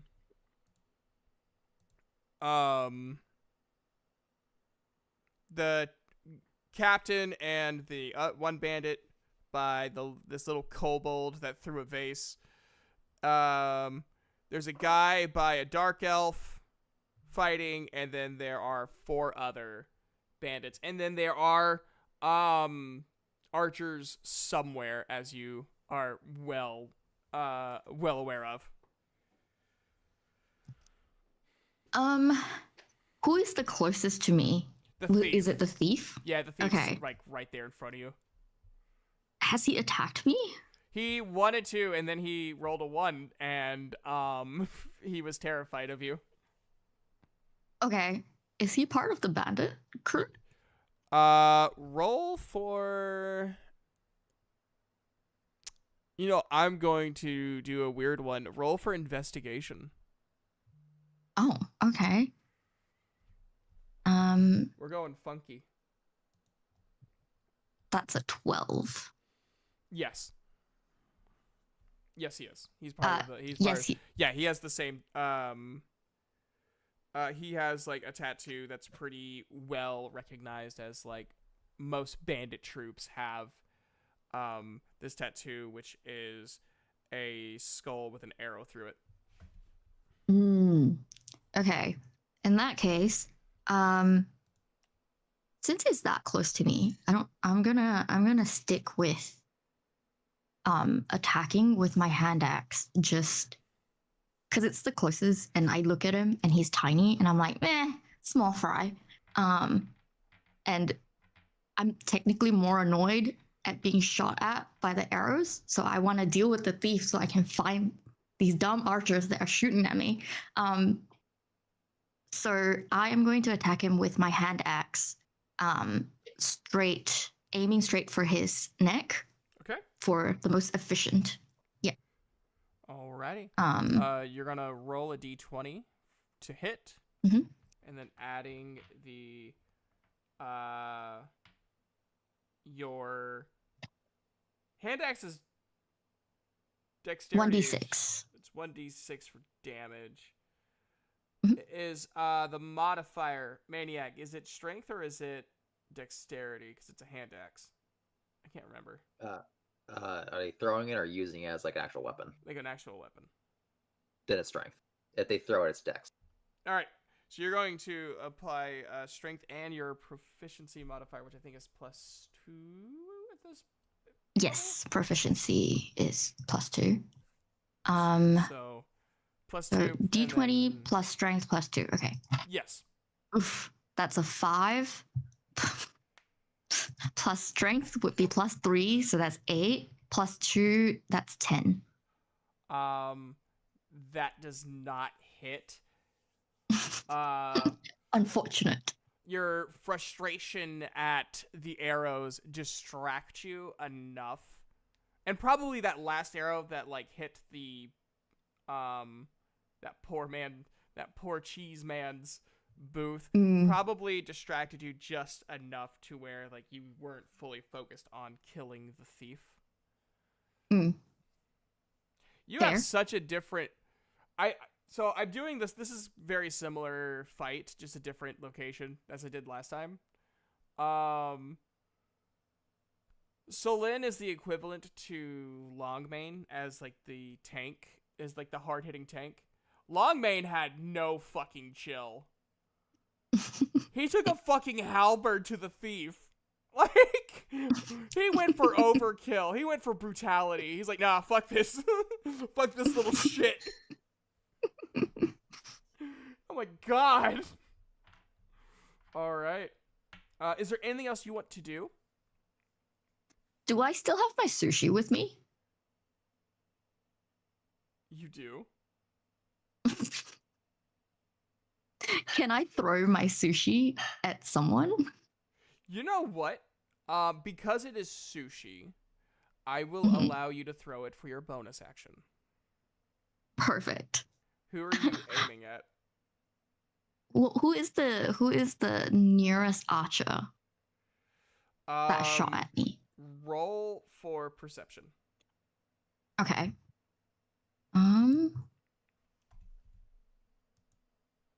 So that's a 13 plus 3, and my perception is proficient. So do I add +2 of the proficiency?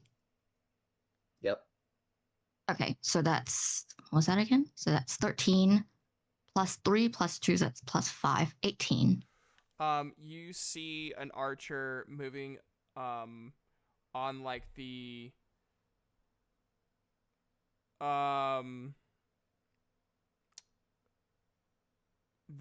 like the wall of the gate. You see an archer running between like the arrow gaps. And you have a good shot, but it's a long shot. It's probably 30 feet, 30 to 40 feet. Mhm.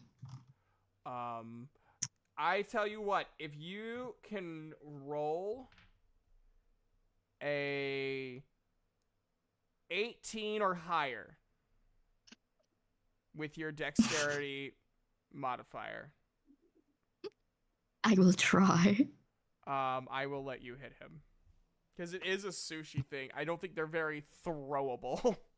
No, they're They're not. not. I don't think they're very aerodynamic. Dang it. So that's a 7 plus 2, so that's a 9. So as you're throwing it, a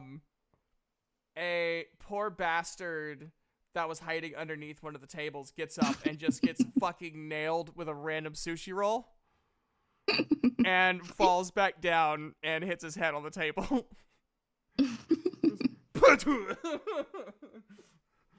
You knocked out a civilian. I think Solon would probably laugh at that.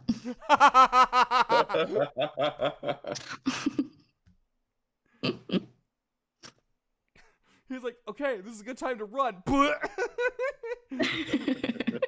Fuck, get sushi'd.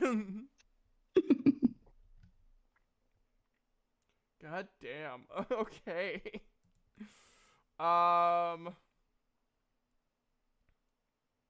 So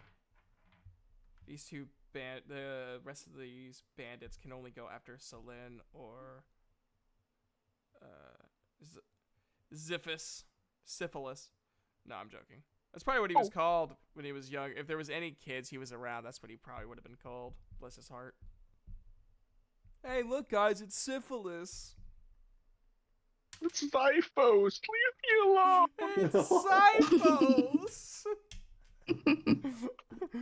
The real reason why he didn't hang out with other kids, he just kept on calling him by an STD. All right. So I'm gonna roll this D4. Odds is Zyphos. Evens are Saladin. Yay. Hey, look at that, Zyphos. So another bandit comes running at you. After seeing his brother get a fucking ruptured spleen from a pommel strike. He trips over, so a civilian grabs him by the leg and just hoists him down. This next one will be going after Zyphos. They're very determined to kill a dark elf. That's really unsurprising. Another slash and a miss, and then the last one will go after Zyphos. Poor Zyphos. And it's another miss. Zyphos is just like John Wick dodging at this point. Dodging and deflecting. Yeah, like you sword locked the one, and then the other guy charged, and you just backed up. So now there's Four Four of people them. next to me. Yeah, there's four of them like surrounding you in like a half circle formation. Well, there's three of them surrounding you. One of them got knocked down by a random helpful civilian. There's probably one that's also throwing up at the moment. Yeah. He's like coughing up and gagging on his own blood right now. Because my God, 7 points of damage with a fucking pommel. Gotta hit the sternum. Oh, Jesus Christ. This poor man. I know he's like a bandit and he probably has killed innocent people, but shit. Sakov, it's your turn again. Okay. So, quick question. Do I see my Drake? Yes. He is right in front of this weird gnome who is like holding up nuts like, you can take what you want. You can have anything you want. You can take my nuts. Okay. Take all my sacks.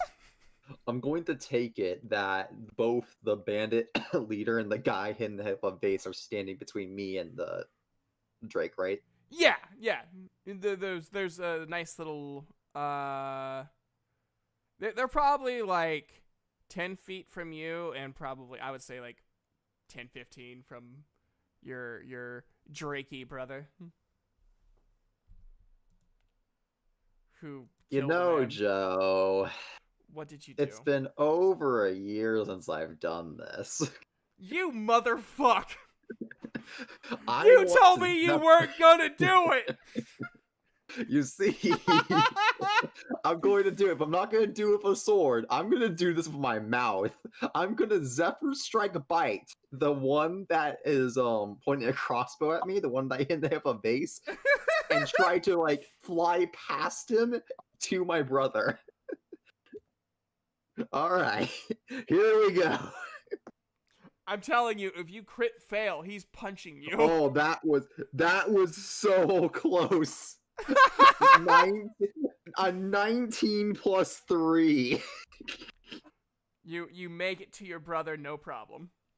Okay, but I also do 1d4 plus 3 damage. So let's see, where's my d4? God I do 5 damage to him at that one with the crossbow as I ran by. At least it wasn't a 7. I Actually, swear. Motherfucker. Did that kill him? What was it? What was the damage? 5. Yeah, that evenly killed him. Perfect. I ripped out his throat with my teeth as I flew past him. No fucking chill. Actually, hang on. I forgot. I didn't include the D8 of damage Zephyr Strike gave me. Oh my God. That would have been an additional 3 damage on top of that. So there's just a blood splurt coming out of his neck as I'm now standing next to my brother. And then I use my bonus. Actually, no, I can't use my bonus action because technically Zephyr Strike was the bonus action. Never mind. Oh, but my Drake. Is my Drake near any bandit? Just the captain. I would say you're probably... Well, I mean, you're pretty close to, like, Sulin and Xiphos as well. Would I be within 30 feet of either of them? Yes. Okay. It was Xiphos who's currently having like a 4v1 right now, right? Yeah, with one of them vomiting blood. Okay. My Drake is going to go after one of them. I'll have you roll d4 to choose which one he goes after. Oh my God. But whoever he goes after, he's Oh, going to go no. and fight them. He's going after the one with the ruptured spleen. Oh God. This poor man, he woke up that morning. He's like, you know what? I'm just going to do it. I'm going to do my job. I'm going to make my boss proud. Maybe today would be the day that I can finally, like, stop being a bandit and, really get to know my 15 kids. hit? It does. He will never meet his kids again. Oh, jeez. This Drake is doing maximum damage so far, so another 8 points of damage. This poor man is dead. He only had 5 health. Zythos just looks down and sees the man that was once in front of him vomiting, and now he's just in the mouth of a Drake, just getting whipped around like a chew toy from a dog.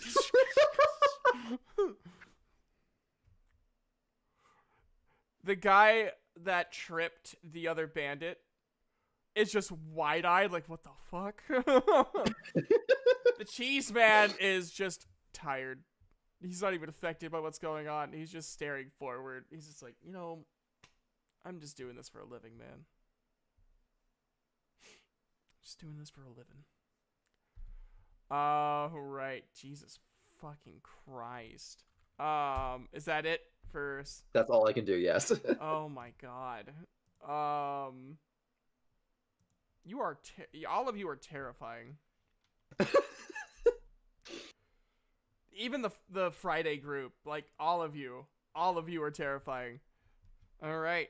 Which one of you 4 is going to be the target today? I swear to God, if it's 2.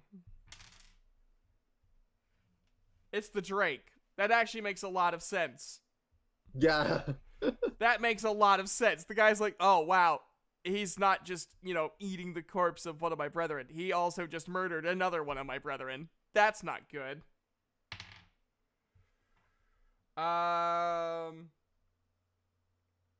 Would a dirty 20 hit? Yes, it would. The Drake has an armor class of 16. Cool. Took 9 points of damage. Damn. It's because it moved. We found out that if you stand still, the archers will never hit you. The moment you start moving to another location, though, the archers are like, prime real estate. It's not free real estate. Sweating. Huh? It's a Question. nervously sweating. I'm like, oh man, I just moved a lot. I think the only... Did Zythos see where this arrow came from? Yes. Okay. It came from the same one that Solin saw earlier. Not that Zythos would know that Solin saw it, but just for your reference, that's where it's located. It'd be about the same distance or so from you, because he's again moving further down to the towards the gate. From the top of the wall. Cool. Someone did something for once. Maniac should be impressed, because last time that never happened. Alright, so Solin's gonna be dealing with the thief now. Solin, if you would, I need you to do one more roll. Mm-hmm. Just so then you can be aware of what I'm about to do to you. Roll for Arcana or Investigation. You could do either one. Okay. Whichever one is better for you. So, I mean, they're both the same, so that's a 9.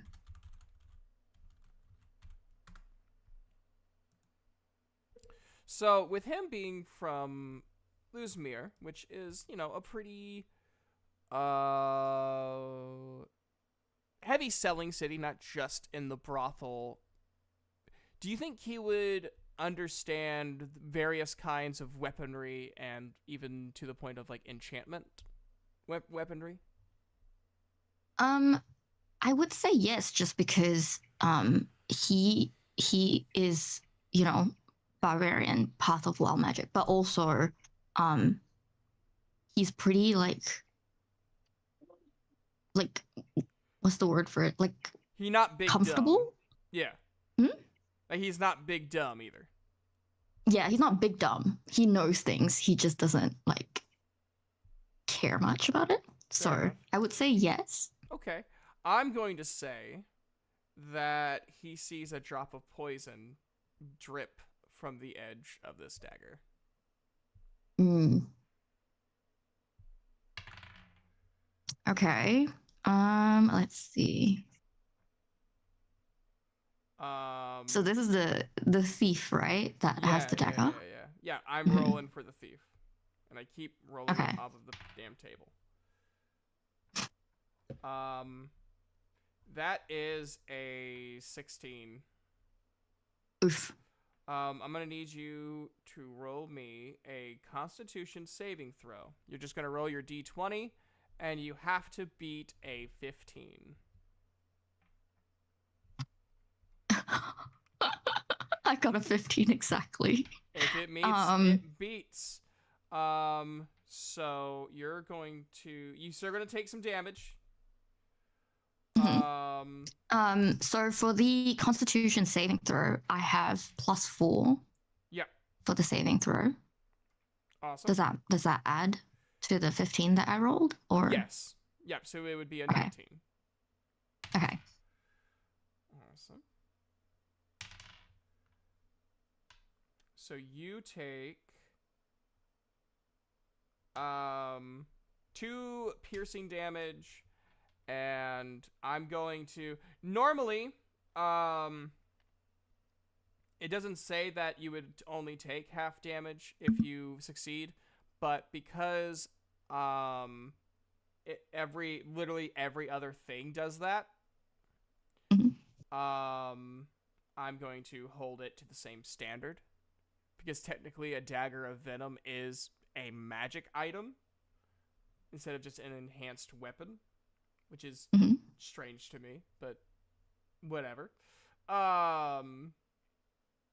So you take 6 damage, 6 poison damage. So a total of 8 damage to your HP, but 6 of that is poison, and 2 of that is the actual stab wound. So or cuts. It was probably more of slashing damage with it, how he. So, yeah. So 8. You would minus 8 from your total HP. Okay. So I am left with 29. Cool. Gotta love barbarians, man. Get fucking literal tanks. Get fucking stabbed with it. Even if I was to roll max damage, unless I rolled a d20, like a natural 20, I would not be able to kill you. Like I would have to hit max damage twice to kill you. I mean, yeah. You took damage and still have more HP than I do. The joys of being a tank. It's amazing. It's why I love barbarians. They're great. You know what's also great? Hey, Sakov, you know that guy that you keep pissing off? You know, with the 2 long swords? Oh, no. You just killed his guy that, like, was probably his right-hand man. Oh, no. He's not pleased with you. So he's charging at you, and he's going to hit you again with a multi-attack. One hit with each of his swords, and let's see if he actually hits. I got a 16 and a 17. Those both hit. Oh, shit. I'm sorry. I don't know why I'm sorry, because you're just going to say, no, don't be sorry. This is the game. And I know you're going to say that, but I still feel bad. You just hate me and you want me dead. Literally. An aspect of you, I guess. You're going to take a total of 13 damage. I'm sorry. I'm so sorry.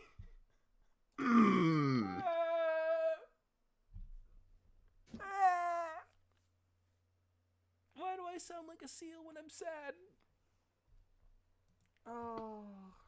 Because you're not giving it your seal of approval. I'm not. I'm really not. I feel awful, and I shouldn't, because I know this is the game. But I'm weird.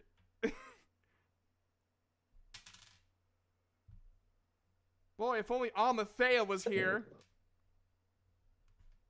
I don't know why I said that. She's not gonna listen. She's having a good time. I'm not actually mad at her. I'm glad she's having a good time. If only there was a swarm keeper ranger somewhere in the immediate area. Yeah. only. If only.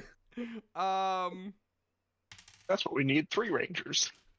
Hey Zyphos, what's your AC? 15. Oh no! The D20! It ran away from me. Good boy. Don't say that. This is a family show. No, it's not. Now I understand what the squirrel's for. It's to go and grab Joe's dice. You better be fucking happy. I picked it up. It landed on a nat 20. I'm not gonna use it because it was on the floor, but Wasn't on the table. It doesn't count. exactly. Rolls a 1. No, I rolled a 9. Now that I know what that number is. So well technically it's a 10 because they get a +1. But so you cut the arrow, and this one came a little further down the wall before, basically like right before it cuts into a corner. So this one's a little bit further away. This one's probably about, I would say, 70 to 80 feet away. Okay. And it's your turn. How many people do I have standing in front of me? You still have 3, and you have some blood splattering on you, both from the arrow wound to the Drake and the blood from the corpse that the Drake was swinging around like a toy. Because that's not going to give anyone, like, PTSD. And if I'm not mistaken, there is, corpse and Drake, 2 standing, 1 prone. Yeah, there's one that's on the ground still, and then the other 2 are standing, and the other one is dead. All right. It was not a mercy killing. It was a very slow death. The one that is closest to me, I'm assuming is standing. Yeah. The 2 standing closest to you are standing, and then the one further away is on the ground still. If I try to get close to the one that's farther away, it'd open up opportunity of attack, wouldn't it? I would say so. Yes. You could still do it, but you are running the risk of getting hit by both. Maybe. All right. Whoever's closest to me, I'm going to, slash at. Cool. Let's see here. 18 hit. 18 does hit. And then short sword, 1d6. Yahoo! Oh,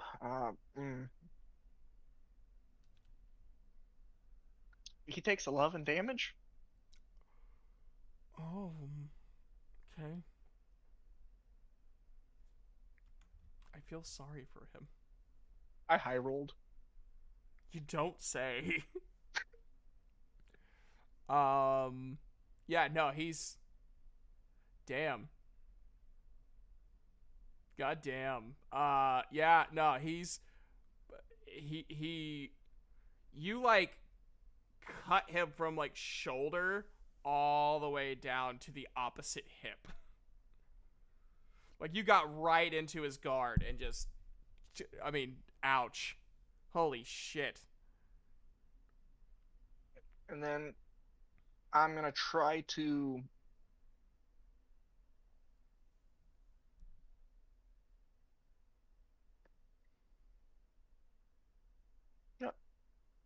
No, I'm just going to stay squared up versus those 2 on guard and ready. Awesome. I'm gonna end it there. Fantastic.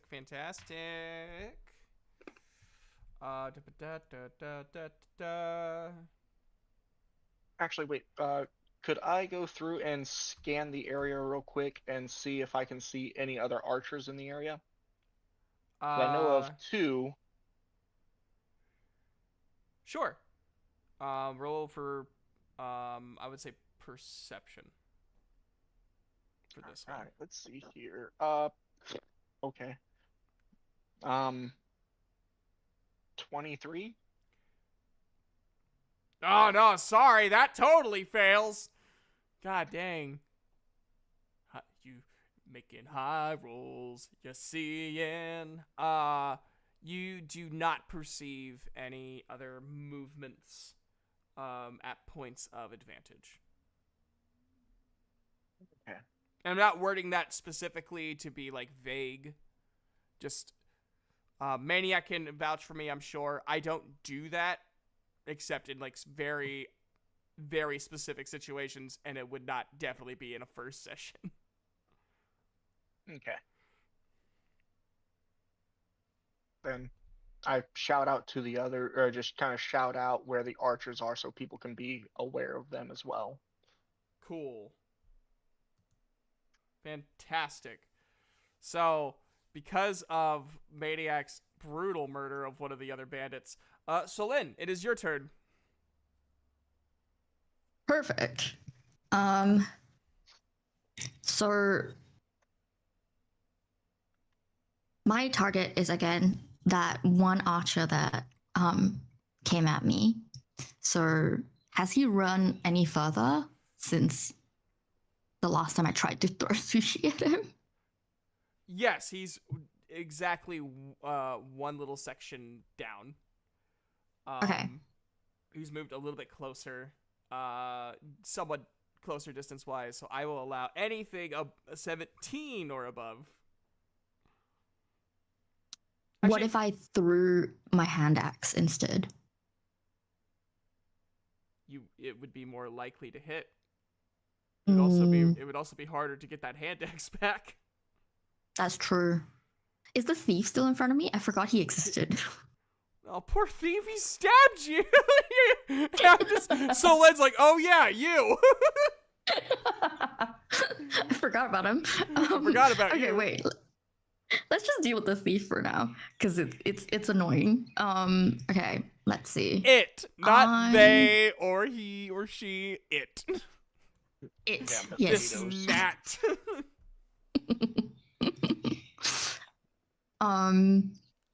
What can I do? Let's see.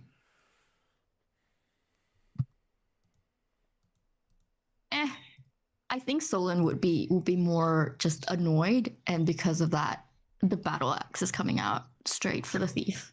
Oh, okay. This poor thief, he just wanted to kill you. That's the point. he's like an annoying fly. It's like, that hurt. Yeah, it's like, ugh, how dare you? Okay, so I will roll a d20. Oof.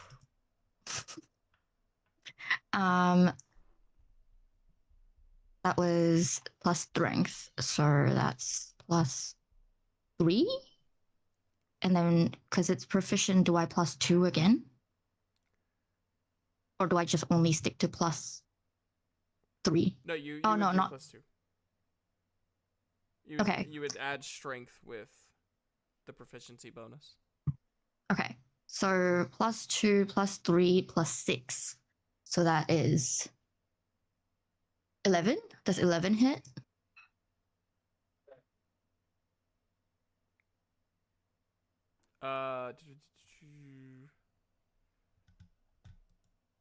So you what did you roll? D20. No. What number did the D20 land on? 6. An 11 doesn't hit. But just for funsies, he tried feebly blocking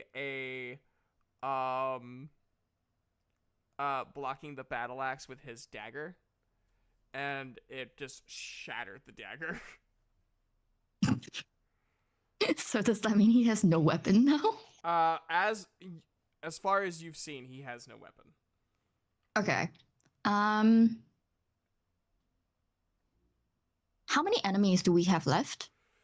Let me count. 1, 2, 3, 4, 5, 6, 7. But one of them is very close to dying. One of them's on the floor. And then you have the 2 archers and then the captain who has yet to be hit. Okay. In that case, can I use my bonus action to do a rage? The bonus action was to switch to your battle axe. Oh, okay. In that case, that's fine then. Cool. I think that's my turn. Yes. Okay, perfect. All right.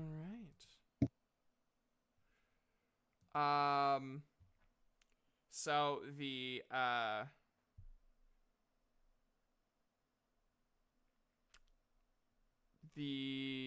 bandit who fell earlier, right? Got tripped. He uses his action to stand up from the ground, and he flips over the table, and underneath is a young human male with brown hair, green eyes, and green mage robes. You son of a bitch! So that's his turn.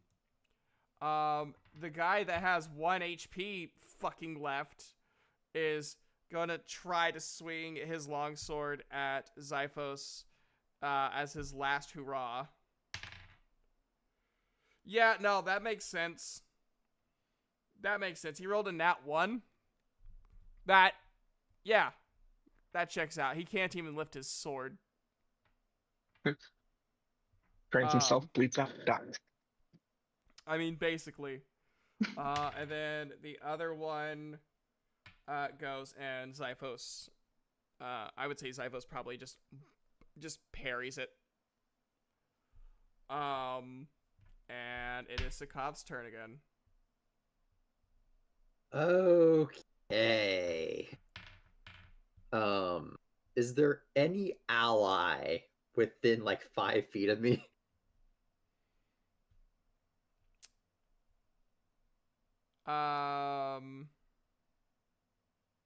I would say no. No. You're probably within 10 feet of Selin. Okay. But yeah, so if I did move though, that would enable them to make an opportunity attack, wouldn't it? Correct. The guy that, yep. Sorry. You're good. You're good. I'm just trying to think of my options here.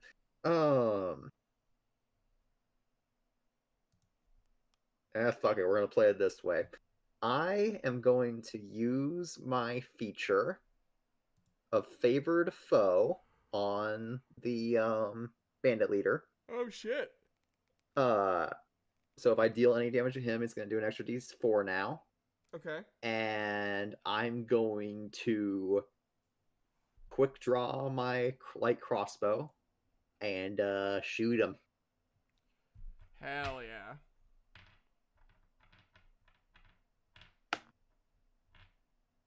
That was a 24. Does that hit?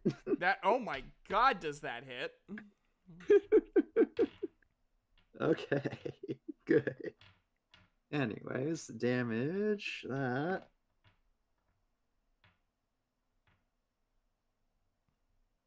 $14 damage. That's a lot of damage.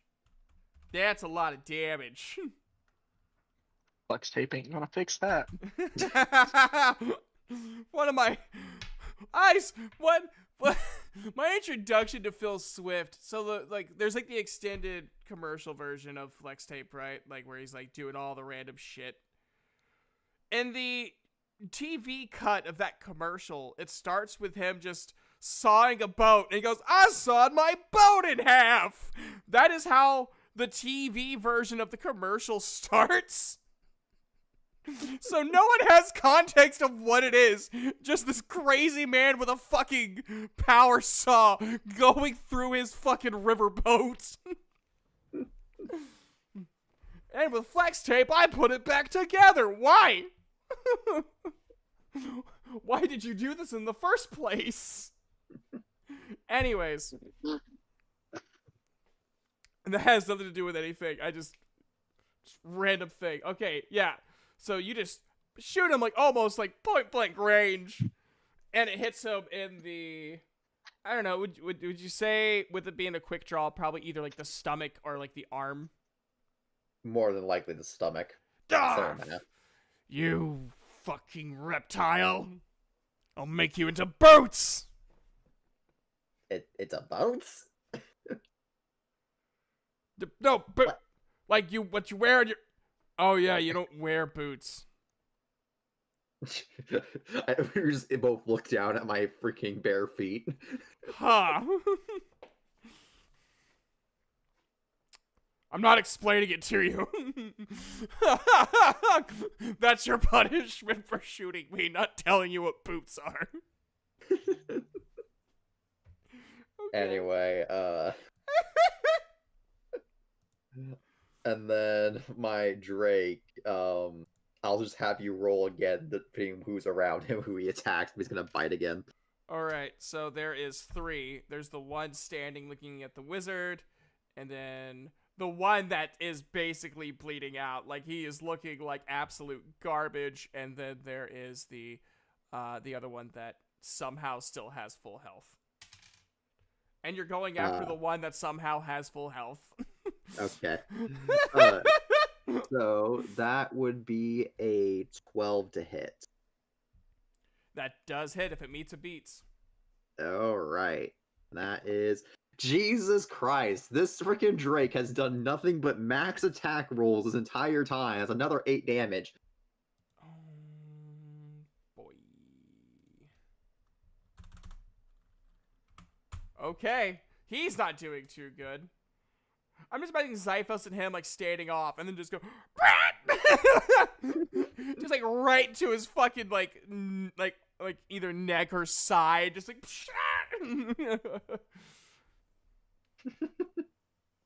And that has to be my turn. Dear Jesus fucking Christ.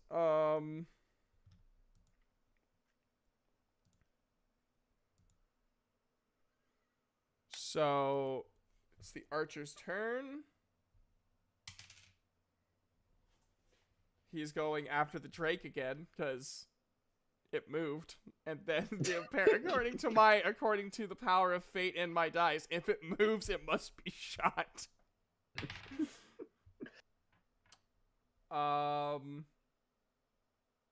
It rolled a 15. That does miss. Just like right, like it lifts its tail like once, and that's where the arrow went. just right behind it. Next up is the thief. The thief does use his bonus action to pull out a normal, not poisoned dagger. Amazing. Another knife. That's pretty much what happens is Selin just smacks his hand away when he tries stabbing. Just, no. He rolled an 8. This thief is so, like, emasculated right now. Like, this thief is so, like, you know what? Maybe I should have just been a banker like Mom and Dad told me. It's the Try captain's... harder, friend. It's the captain's turn. Oh, fuck. An 18... Or, well, a 19 is +1. And a 4. Okay, the 19 hits. What? It does 7 damage. Mm. Can I get an HP check for everyone? Do you want me to DM it to you, or?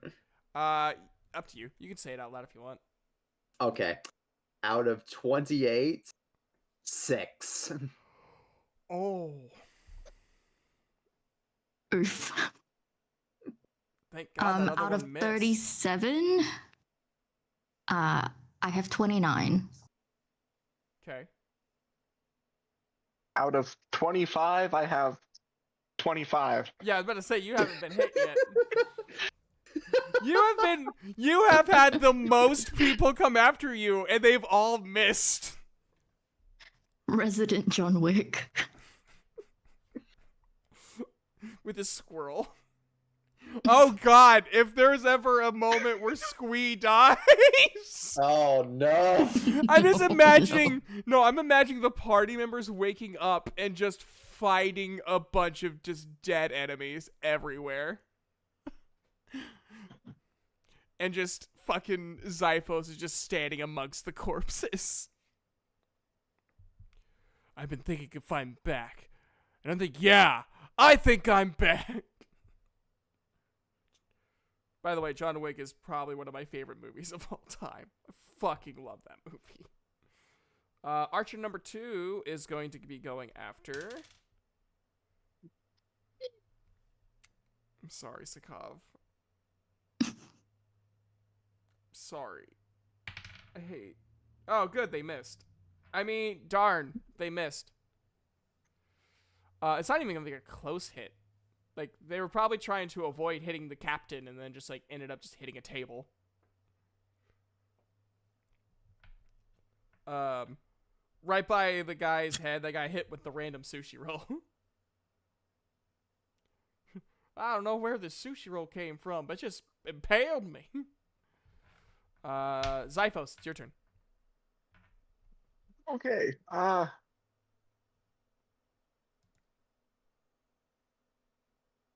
Can I kick someone as a bonus action, or would that have to be my attack? I will...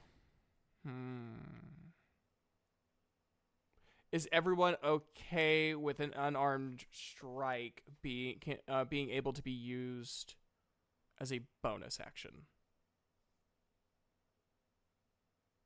I'd say so long as, like, whatever, if he's trying to swing his weapon next time at somebody, it has to be, like, one-handed.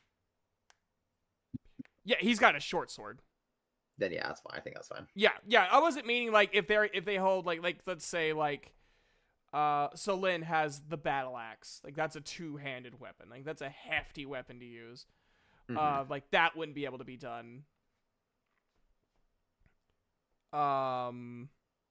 But, like, if you have just, like, a one-handed weapon, I don't see anything wrong with it. Yeah, so I don't mind. But it's only a 1d4 roll. Yeah. It's going after the guy who's staring at death and waiting on him. Oh, so you're just gonna kick him to death? Kick him while he's down. More or less, that's just... I just wanted to go through and create distance so I can get to the last person that's full health.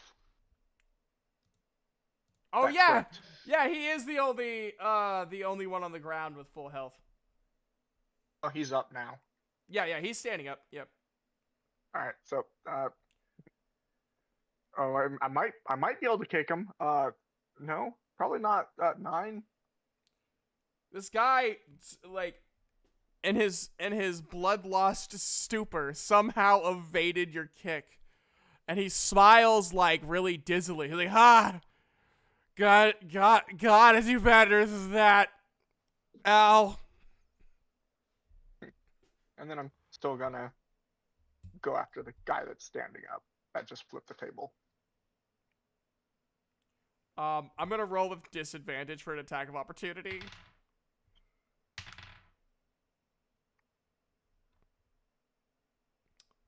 So, Gage, Yeah, you rolled a 16 with disadvantage. with disadvantage. I rolled Aw, a look at him 16 go. and then I rolled a 17. Job, he hit. I'm not adding anything to his hit. He's just hitting with the straight 1d8.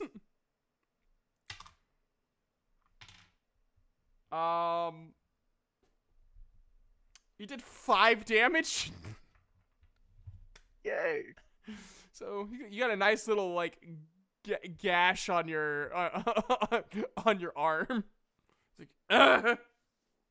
Like that's the last of his strength. Like he doesn't have anything left after that. Actually, I'm going to roll. If it's anything beneath a 10, he dies. Like this really was his last stand. Rolled another 16. What the fuck? I think you guys need to try to like recruit this guy. Okay, cool. You've got grit. I like you. Something. Just walk over to the other guy. Ready to go through and see what I can do to him. Okay. 19? Yeah, that hits. Yeah. The word. 7? 7 damage. Sons of bitches. I don't know if 7's the angel number or 5 is the angel number. Yeah,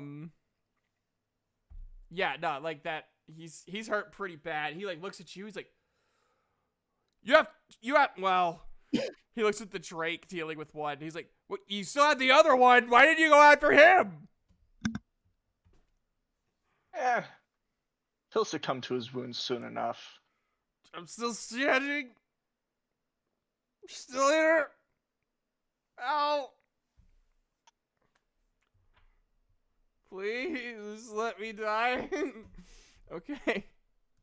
Solen! It is your turn. Yay.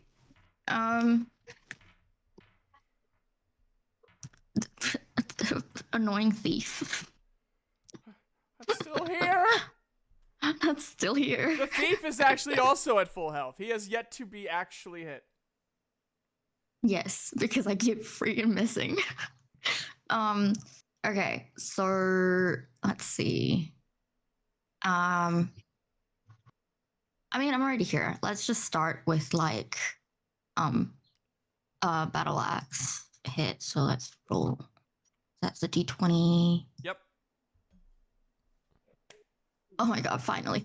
Okay, so that's 18. Yeah, that Does hits. that hit? Yes. Perfect. So that's 1d8. My d8. That's 7 plus 3 slashing. Oh. He's still alive. He is not doing well. You just bring down the axe, and he tries to move, but like you just like lop off like up to like halfway up his bicep. Mm-hmm. He's still holding the dagger, but he only has one arm. Solon probably just smiles really menacingly at him and goes, "Gotcha." Oh, that's so scary. I'm just imagining this Australian orc just going, "Gotcha." And the thief is gonna be like, I really should have just been a banker. Is it too late for that? Looks at his arm. Yeah, it's too late for that. Yeah. I have a bonus action, but I don't really know what else to do. Well, you are a barbarian, so theoretically you can rage. I can. What comes of that is a mystery, but yeah, especially because I have like wild magic, so yeah. something's gonna happen. I mean, sure, why not? For the fun of it, let's go. And yes. all of his irritation at trying to kill this fucking gnat. Exactly. Just like stupid archer shooting at me, stupid thief that keeps missing. All right, what are the rules of a wild magic rage? The rage, and then I'm gonna roll a d8 to see what part of wild magic I get.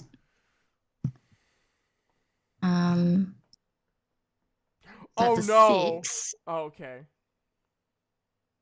What? Huh? I saw what number 2 was, and I just went, oh, theoretically he could go up on the wall. He could. That would be insane.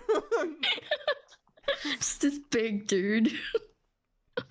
Okay, number 6. So until your rage ends, you are surrounded by multicolored protective lights. You gain +1 bonus to AC. And while within 10 feet of you, your allies gain the same bonus. So everyone gets +1 AC. The only one that probably doesn't is the Drake, but that's just because the Drake is having fun with his toy. Oh, that's... Which is I mean, the person. Drake's doing fine. He doesn't need it. It's fine. Drake's on half HP, but okay. Oh, that's true. Isn't the He's Drake having a closer fun time to? in real life. The Drake is on the other side of Xiphos where Selene is. Okay. Yep. Yep. So for the rage, it's just advantage on strength and saves, +2 melee damage, resistance to bludgeoning, piercing, and slashing. Wild magic, we've done that. Lasts for 1 minute. I don't know how you're gonna do that, but I'll leave that up to you. It's about like 12 turns, Yeah. Oh, I think. It's something Hang like on. that. I think it's 9 because each turn is supposed to be 7 seconds or something like that. I think. I can't remember.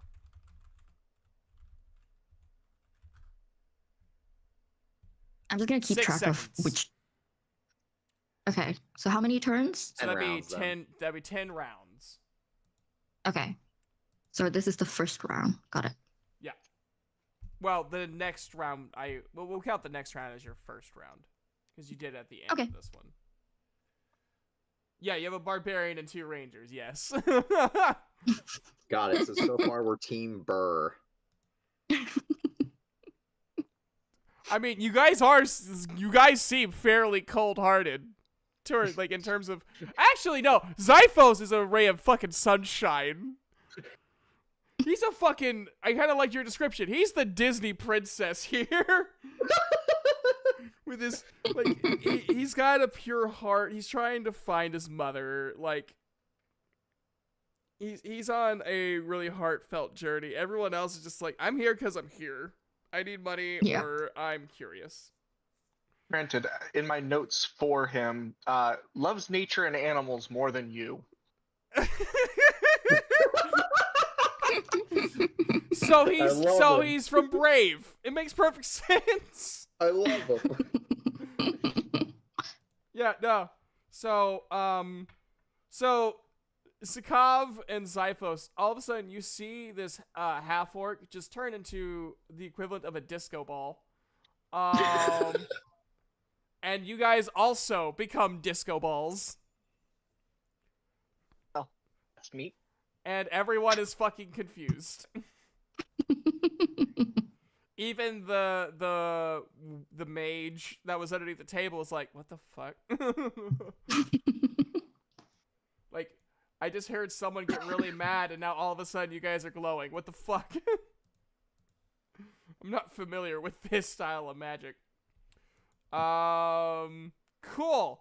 So the guy that is right in front of Xiphos is going to attack Xiphos, because of course. Yeah. And Xiphos says, not in my dojo. Just deflects the hit. The guy bleeding limps over to Xiphos and tries to hit again.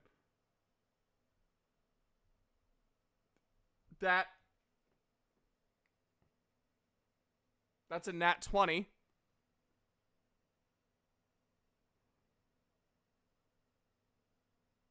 Xiphos, Yeah. why did you let him hit you? I have a question. Uh, Since him and the other person were next to each other. When he went to move over to me, wouldn't the Drake get an opportunity attack? You know Since he had what? to dis- I will allow it. Maniac, you could prevent the nat 20 from happening. Huh? I what? Huh? Roll for an attack of opportunity on the dying guy Oh. as he Does tries to get to Gage. I'm just gonna say this is Or- a bite because it makes sense. Yes. Does a 19 does a 22 hit? It does. Cool. That's 7 points of damage from my Yeah, bite. he's dead. Yeah, he's dead. He only had 1 HP left. technicality. Okay. The guy that was like attacked by the Drake in the previous round is gonna attack the Drake this round. Another nat 20. Fuck. So 8.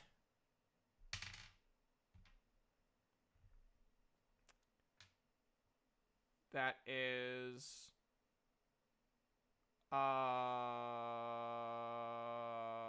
17 points of damage. So what happens is you see this Drake, and then all of a sudden, the strength just kind of glows and disappears, leaving nothing but its saddle. And he like cuts through the saddle. What the No, fuck? no, like he hits it, and then it goes into like a freaking. Ah.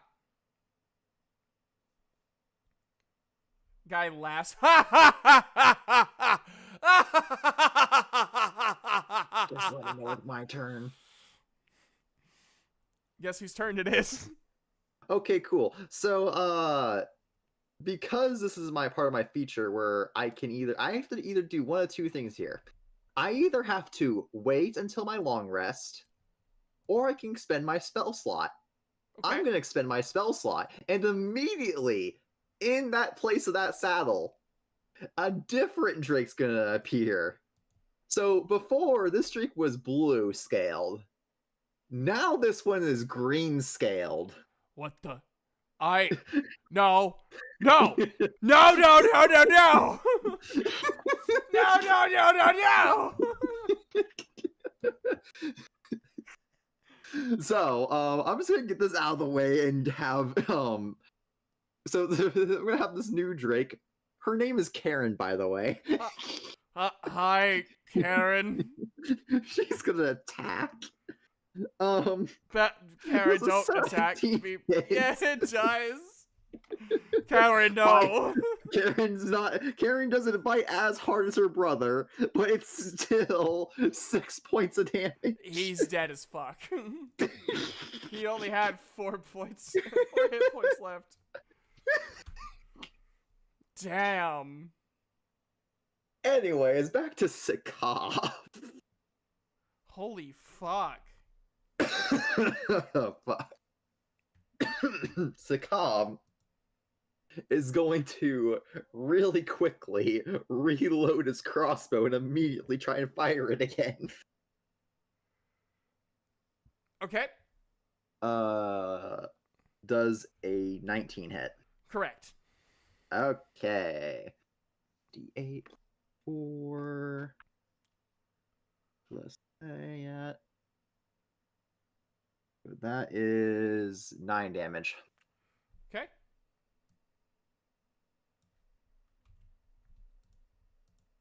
Awesome, awesome. Anything else? Nope, that's everything I'm gonna do on my turn. Awesome, awesome. Alright, the archer's at it again. Also, you can take comfort knowing I can't do any more Zephyr strikes till I take a long rest. Alright. Zyphos. The archer Yeah. has chosen you because you moved. Yay! Wow, the first moving target to be missed. Just, like ducked. Just like a quick little duck was right above you. The thief just charges with reckless abandon at Selene. Another nat 20. Oh, what the fuck? Oh my god. You know, don't feel bad, because I probably will never get another nat 20. If you 10 guys... nat 20s later. I'm not saying that you guys don't trust me, but if you want me to, I can start taking pictures of nat 20s that I get. No. Okay. You're good. You take 7 points of slashing damage. Or no, it's halved because you're raging. No. Yeah, so it's resistance. Okay, so it's that's 3. 3. So that leaves me with 26 hit points. Yeah, he's getting there. I imagine he's like smiling because he's like, "Oh my god, it's my comeback story." I think Solon would just be like, "Really? That's the best you got?" Shut up, shiny man. Aw, he's trying so hard. All right, it is time for the captain. How much hit points does he have left? 35.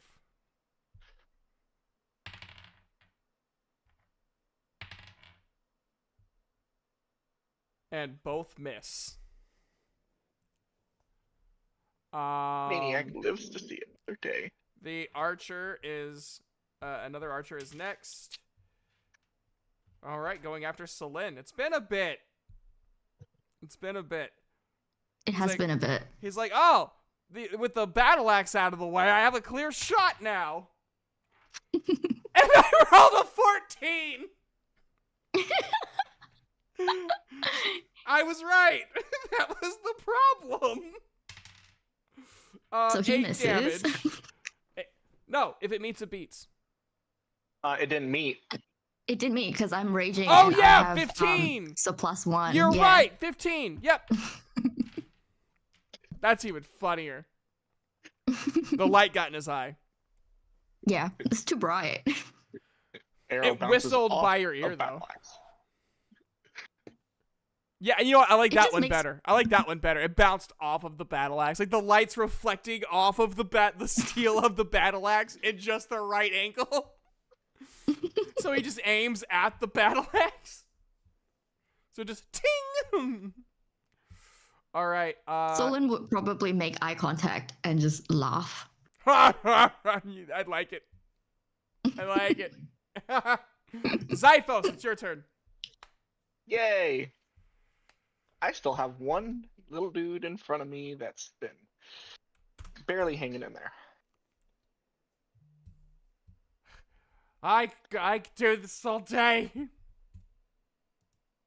I don't think so. 14 hit. It does. It's a 7. He did. And with no other enemies in my immediate vicinity as a bonus action, I, swap to my bow. Just kind of shove the sword in the ground, draw my bow. Cool. All right. Selene, it is your turn. Oh boy. Let's start with trying to finish off the thief. Okay. So that would be a d20. Let's see. I can roll 2 d20s now, right? Because I have advantage on strength Yes. check Correct. as well. Yep.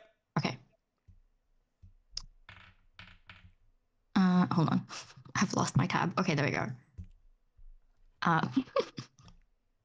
This is so sad. Okay, so that's not gonna hit. Okay, that's a 4 plus. Wait, that's with advantage?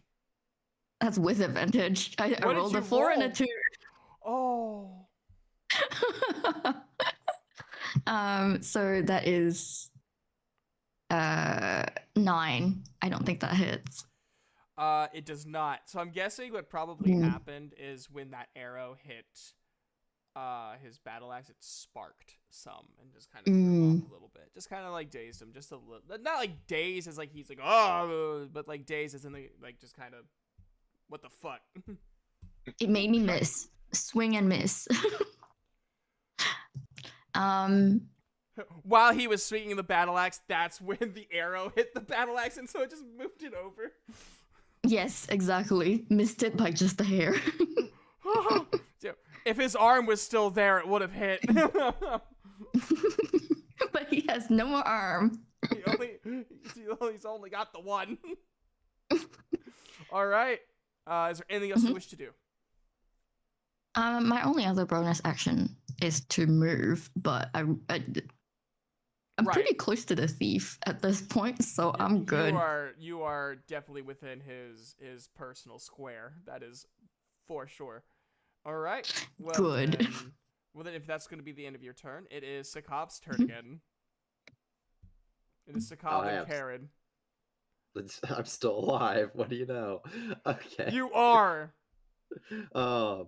Well, it's worked so far. Reload the crossbow and fire. 'Cause Cool. there's not much more I can do here. Does a 12 hit? It does not. It does not. Okay. Well, that time I miss. However, Karin, does Karin have a straight path towards the leader? Yes. Cool. Karin, help. Karin, help. Does a 17 hit? Yes. Okay, cool. Now she's starting to act like her brother. That's 8 damage. God dang. I like this D6. It rolls high. That is. He's got 27 health left. He's below halfway.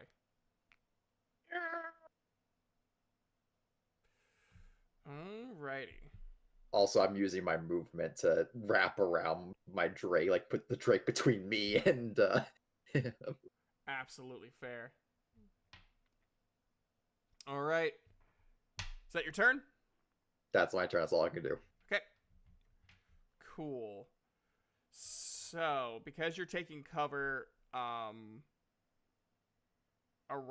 Karen, or is it Karin? Is it Karen or Kar? We're calling it Karen. Karen? Okay. Yeah, So, she's the meanest of the siblings. Karen is actually the target. I was gonna say if it was aiming at you, I would say, also since Karen moved, she's now glowing. She now has the glow stick power. +1. Let's go. Everyone's here for a rave. Not that it fucking matters, because I rolled a what I now know as a 6. The thief is gonna try again. The thief is feeling really cocky. He really out here trying his best. He rolled another fucking 14. The bandit captain is like, whatever, time to kill a fucking Drake. Or not. Rolled a 2 and a 4. I now know how midnight feels. Yup. So now it is the archer's turn. I'm going to say if it is a 3, which is Sakov, I will say I will roll with disadvantage, since Sakov is technically undercover. Nope, Karen. Completely understandable. Whenever I would see a giant green dragon apparate out of nothing, I would also probably aim at it. A nat 20. Fuck. I don't know how I'm rolling these, because this is my shit dice. This is the dice that I would roll like nat 1s with all the fucking time. This is the reason I have 17 pairs, or 17 sets of dice, because I didn't want to use this one. It learned its lesson. How much damage? So 8 is its max, and then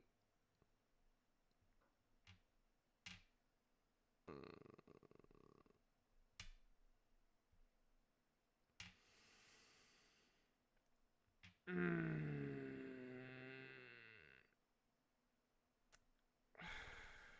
18.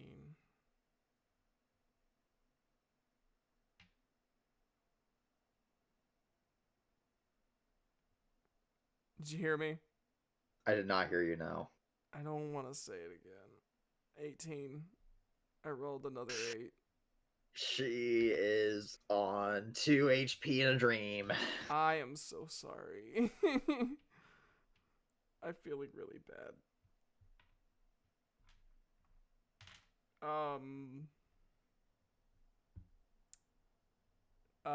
Zyphos, it is your turn. Right. There's some pesky little fuckers up on that wall. I got my bow ready, arrow notched. I'm gonna go for whatever archers I can see first. Probably the one that just shot.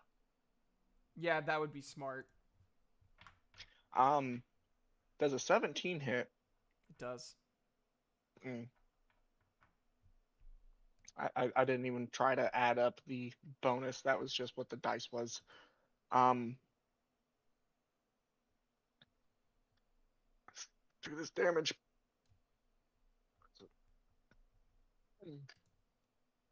7 plus 5 is 12, plus 2 is 14. 14 damage. He did. Yay! Just a Headshot. perfect headshot. Just a perfect headshot. Yet all of you just see this arrow go from Zyphos right into the just right into the fucking face, like right in the eye hole of this guy, just, and you just see him drop off the wall onto the ground. And then with my bonus action, I look at the other archer, point at him, and flip him off, with bow still in hand. The archer is shook, to say the least. Okay. Celine, it's your turn. Yay! Celine versus the thief, the greatest rivalry in the world. This thief only has 2 HP. I need to remind people of that. Oh my god, yay, finally! Okay, let's roll to see if I even hit. Because that's all I can do at the moment. Yay! Advantage. 19 plus 5. So that's 24. Does 24 hit? Yes, it does. We need to roll for damage. I'm pretty sure your freaking +2 modifier kills him anyway. Yeah, pretty much, yeah. It's 1d8 plus 3 piercing, so either way he's dead. Yeah, but I'll roll anyway. But I'll So- roll anyway. See how big the blood splatter is. Exactly. How it's a dead is he? 6. He's So pretty it's a dead. 6 plus 3, so it's a 9 damage hit. Oh my god. He's got -7 health. He's dead. Like, he's like, ha! I've gotten you multiple times. And then you just cut off his head. Yeah, pretty much. And Solon just shakes it off and goes, ugh, rough start, but he's in it now. He's excited. Bonus action, I am going to use aggression and go towards the archer. Is the archer still alive? There's one archer that's still alive, and the captain is still alive. Okay, I'll go to the archer just because they're annoying me. I'm just here to get rid of things I'm annoyed at now. Okay. Yeah. Do you have to roll every turn, or just for the wild magic, or is it just when you enter in the rage? Okay. Just for rage. Okay. I wasn't for sure if it's like every, but I'm looking at it now. It's like, okay. You're good. Cool. So wait, hold on. I've lost my okay, there we go. So aggression up to my speed. What is my speed? Speed is 30. So I have 30 speed. So I'll just move to the archer and I'll get as close as I can. I don't know how far away he is. So where do I end up? I mean, I guess theoretically you could start climbing. Because he's on the wall. So you're moving like towards the wall. You can probably throw. I mean, you have probably a better chance to hit him with your axe now, with you as close to the wall. Yeah, I'll just stay like as close to the wall as I can while still being able to see him, so that I'll throw the axe next turn.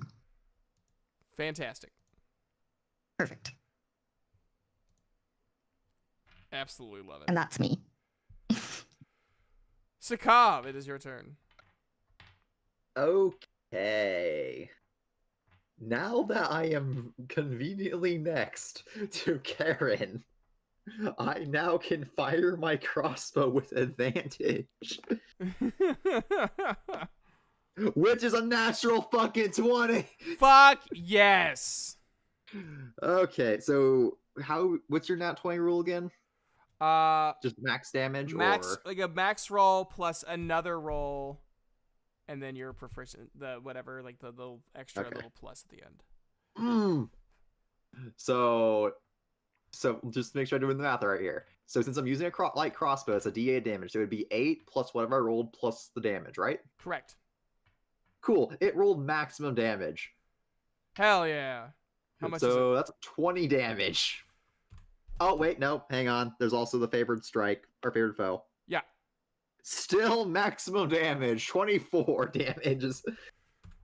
He is, you shot him like, not like on the neck, but you know, like where like the like where the shoulder meets that collarbone right there. Clavicle. Yeah, like right before, like right like in between the shoulder and the clavicles where you got him. So he just like, because you hit that one mark, his hand disengages, and so he drops one of his swords. Okay. Sakav is gonna look at Karen and go, fetch. And then Karen's gonna go for the throw where the crossbow is. Or crossbow bolt is. Does a 15 hit? If it meets, it beats. Ooh. And that's 5 damage. He's dead. Oh, thank God. So the only person left is the one archer. That's my turn. Cool. All right. So it's just the archer left. You guys took out 3 enemies in this last group, this last round. Alrighty. The archer is gonna go after. I'm gonna say Selene is probably at a hard angle for him to hit. So only 3 targets remain. And it is Xiphos.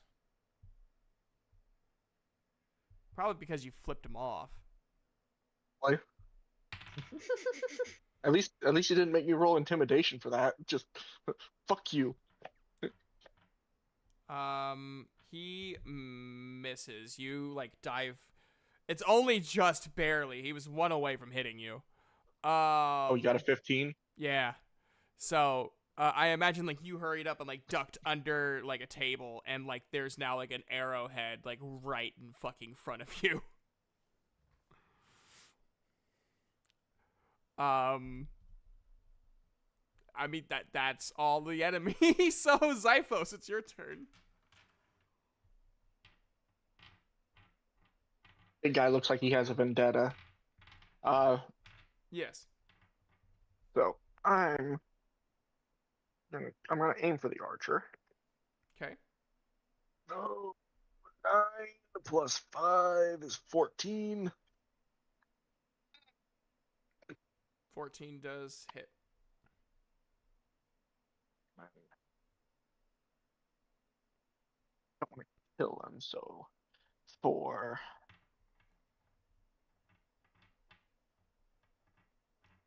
11 damage.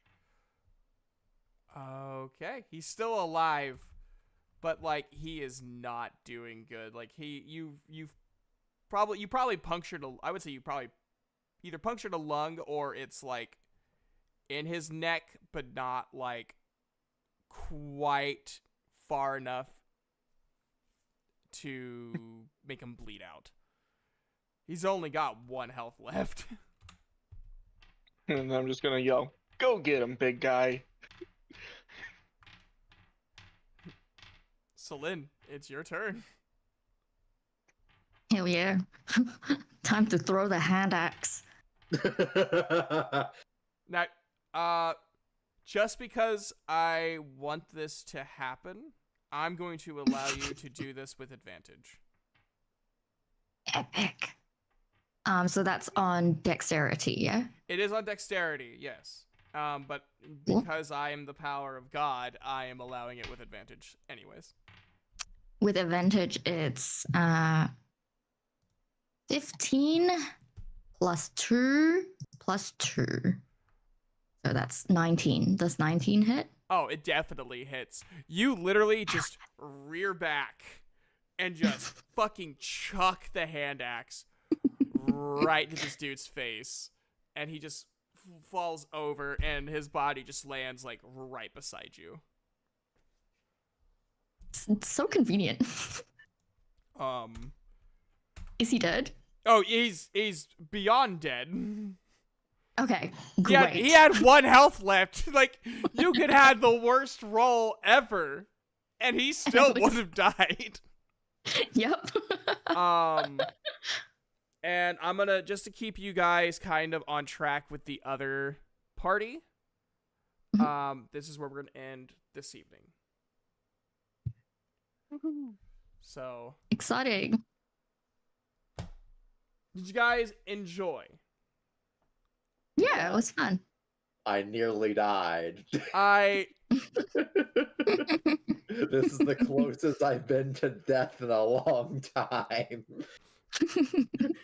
I am trying to fight the urge to apologize because you would tell me no. You're right, I would tell you no. So I am like uncomfortably trying hard not to apologize. Tis but a scratch. I have only been that close to killing a player once.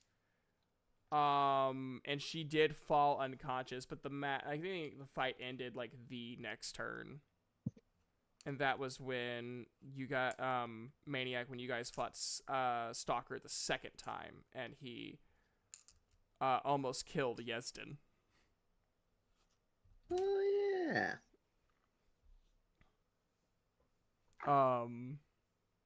So yeah. To actually eliminate a familiar and almost kill a player on session 1. You almost killed 2 familiars. I did. I kept on rolling nat 20s, and I kept on feeling terrible. It's like, oh, if I was a player, I'd be so happy, but I'm not a player. I'm the one controlling them like puppets, and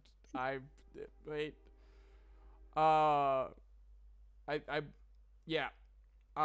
Did the people watching enjoy? Did you guys? Is there anything I could do better for next time that you guys didn't like that I did this go around?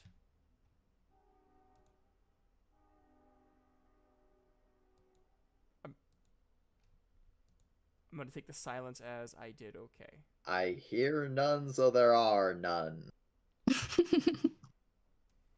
Well, I appreciate you guys. Oh, dude. I think the Fair enough. non-player with the most kills was the Drake. Yes, I concur. Holy shit, dude.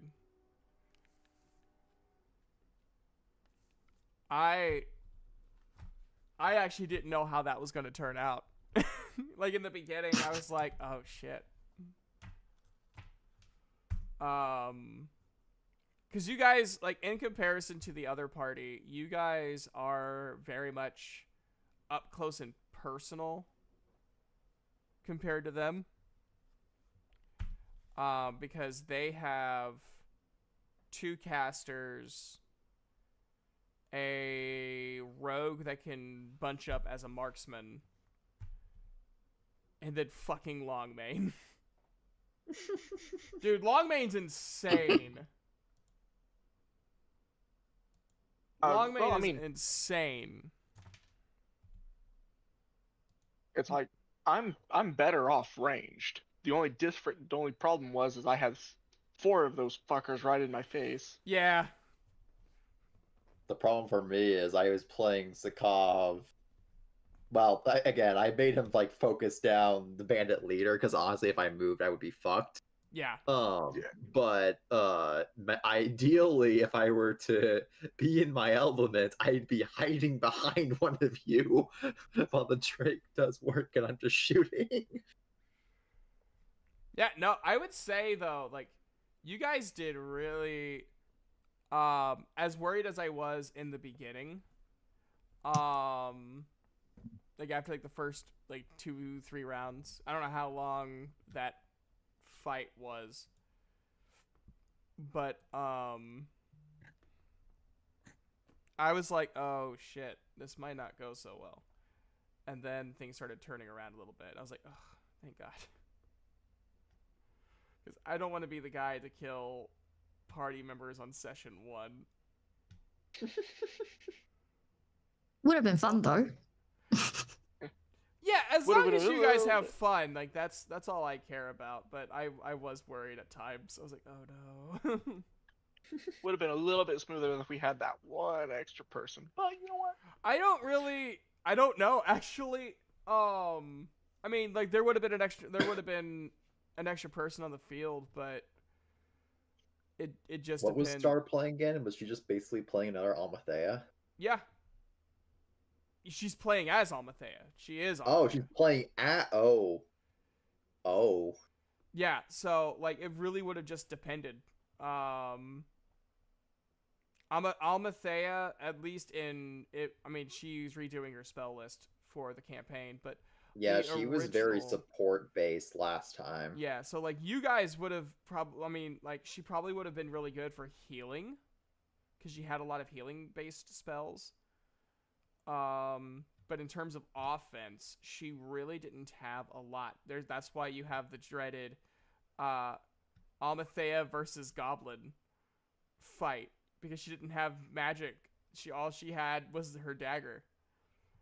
And that's all the Goblin had. So there was like a 9-round fight between her and a Goblin, just missing dagger slashes.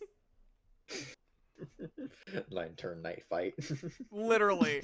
That's literally what it was. And both of them were really bad at it. But yeah, you're right. Next time I'll be a little more visually descriptive for moments of combat. I think I was just really nervous with how things were going that I wasn't thinking. I was just praying that no one would die a horrible death. If I die, I die. And I bring back a no character to piss you off even more every time. Mhm. I love your characters genuinely though. Like, as much as frustrating as they are, right when you said like Zephyr Strike, I'm like, motherfucker. Maniac, least- what was your initial HP? Oh, my final HP was still 6 You- HP. No, your initial. What'd you start Oh, with? initial? That's 28.